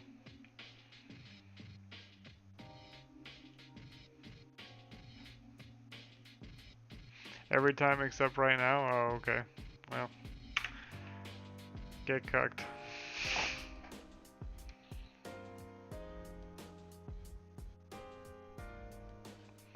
Simply get the worst possible RNG. It's okay. You just gotta watch like all of my VODs so that you can accrue more points so that you have infinite Ultra Balls. Just put it on your second monitor or something.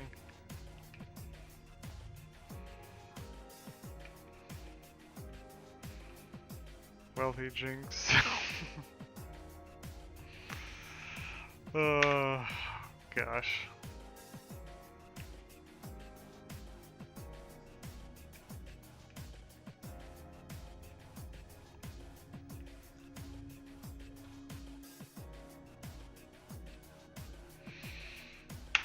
Oh man, I'm so EP. And I got things to do after this, so I gotta go lose at card games. Oh, I gotta find out if anybody in the group chats, there's a izakaya place right by where we're going. I wonder if anybody's going.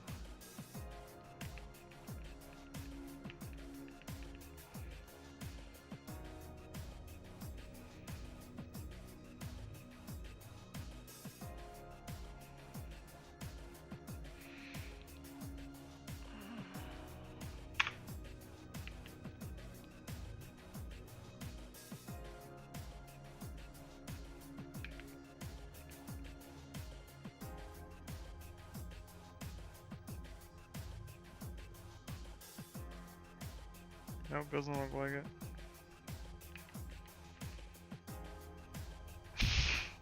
Kakarot, we have to leave right now. The Discord chat leaked, yeah. Luckily, I'm too antisocial to talk to my friends in Discord.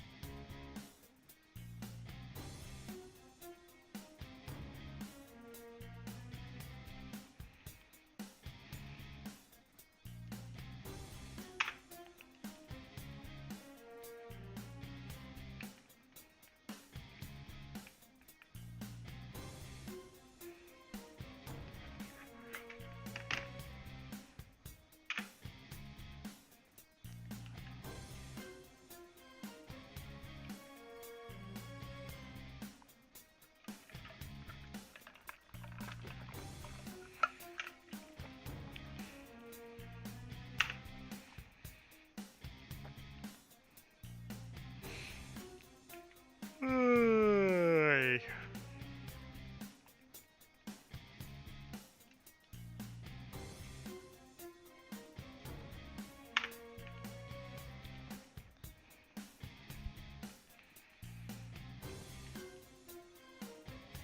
Another banger.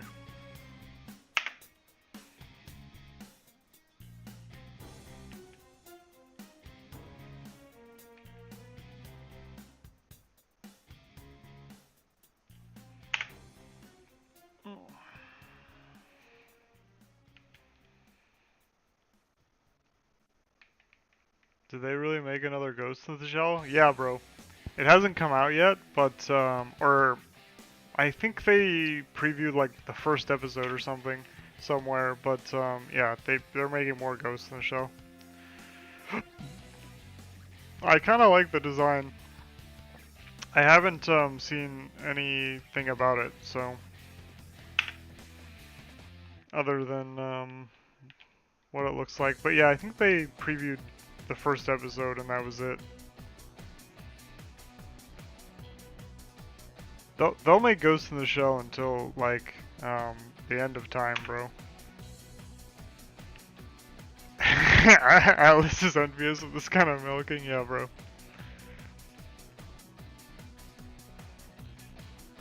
But I love Ghost in the Shell, so I'll watch all of it. Arise was garbage, so hopefully this one will be good. And I never saw the live action one, but I heard it was pretty mid. So I didn't bother.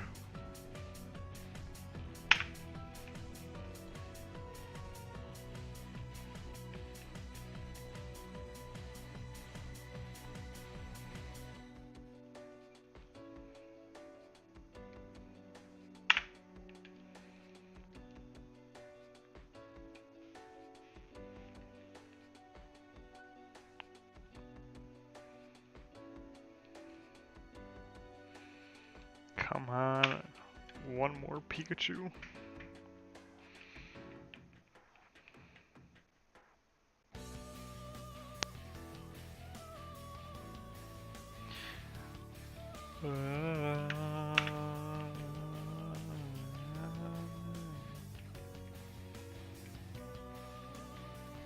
God, I love this music so much.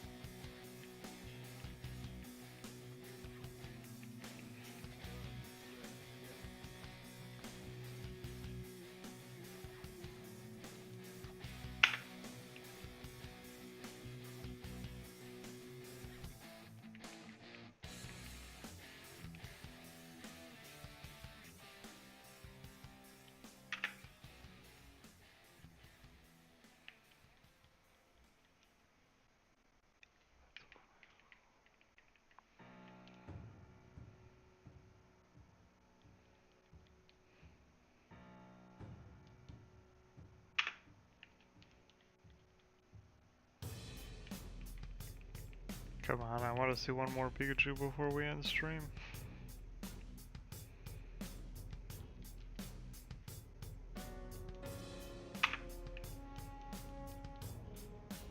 Just one more.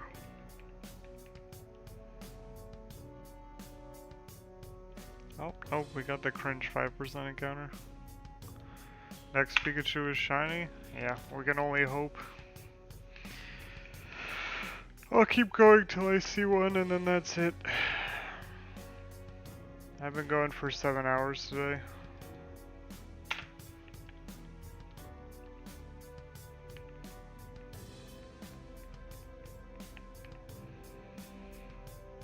I gotta go to my locals after this. I'll miss you too, bro. I'll be streaming again tomorrow. Um, if you wanna come join.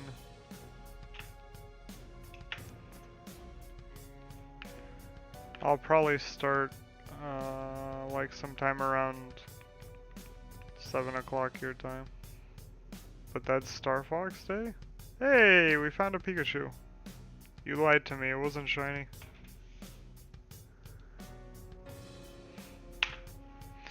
What happens on Star Fox Day?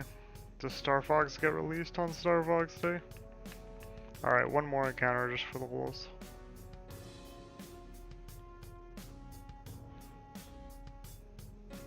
That game's gonna take me a whole hour? Oh, is it really that short? Even with all the alternate endings or whatever? Wow, okay. I definitely won't pay 60 bucks for it then.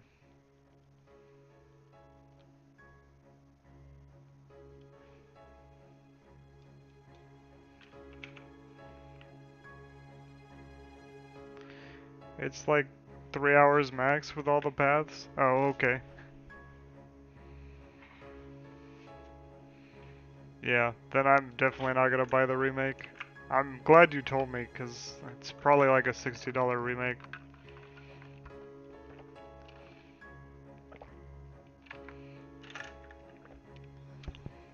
But, 50? They want $50 for like 3 hours of content? Holy shit. That's crazy work.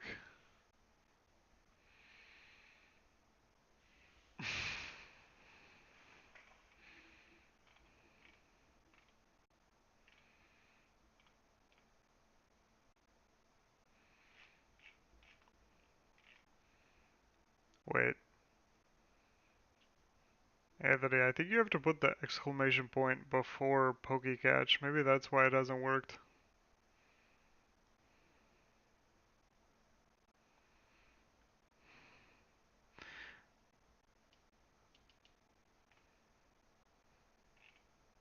I have no idea if it's case sensitive, so maybe you also have to use a lowercase p, but I don't know.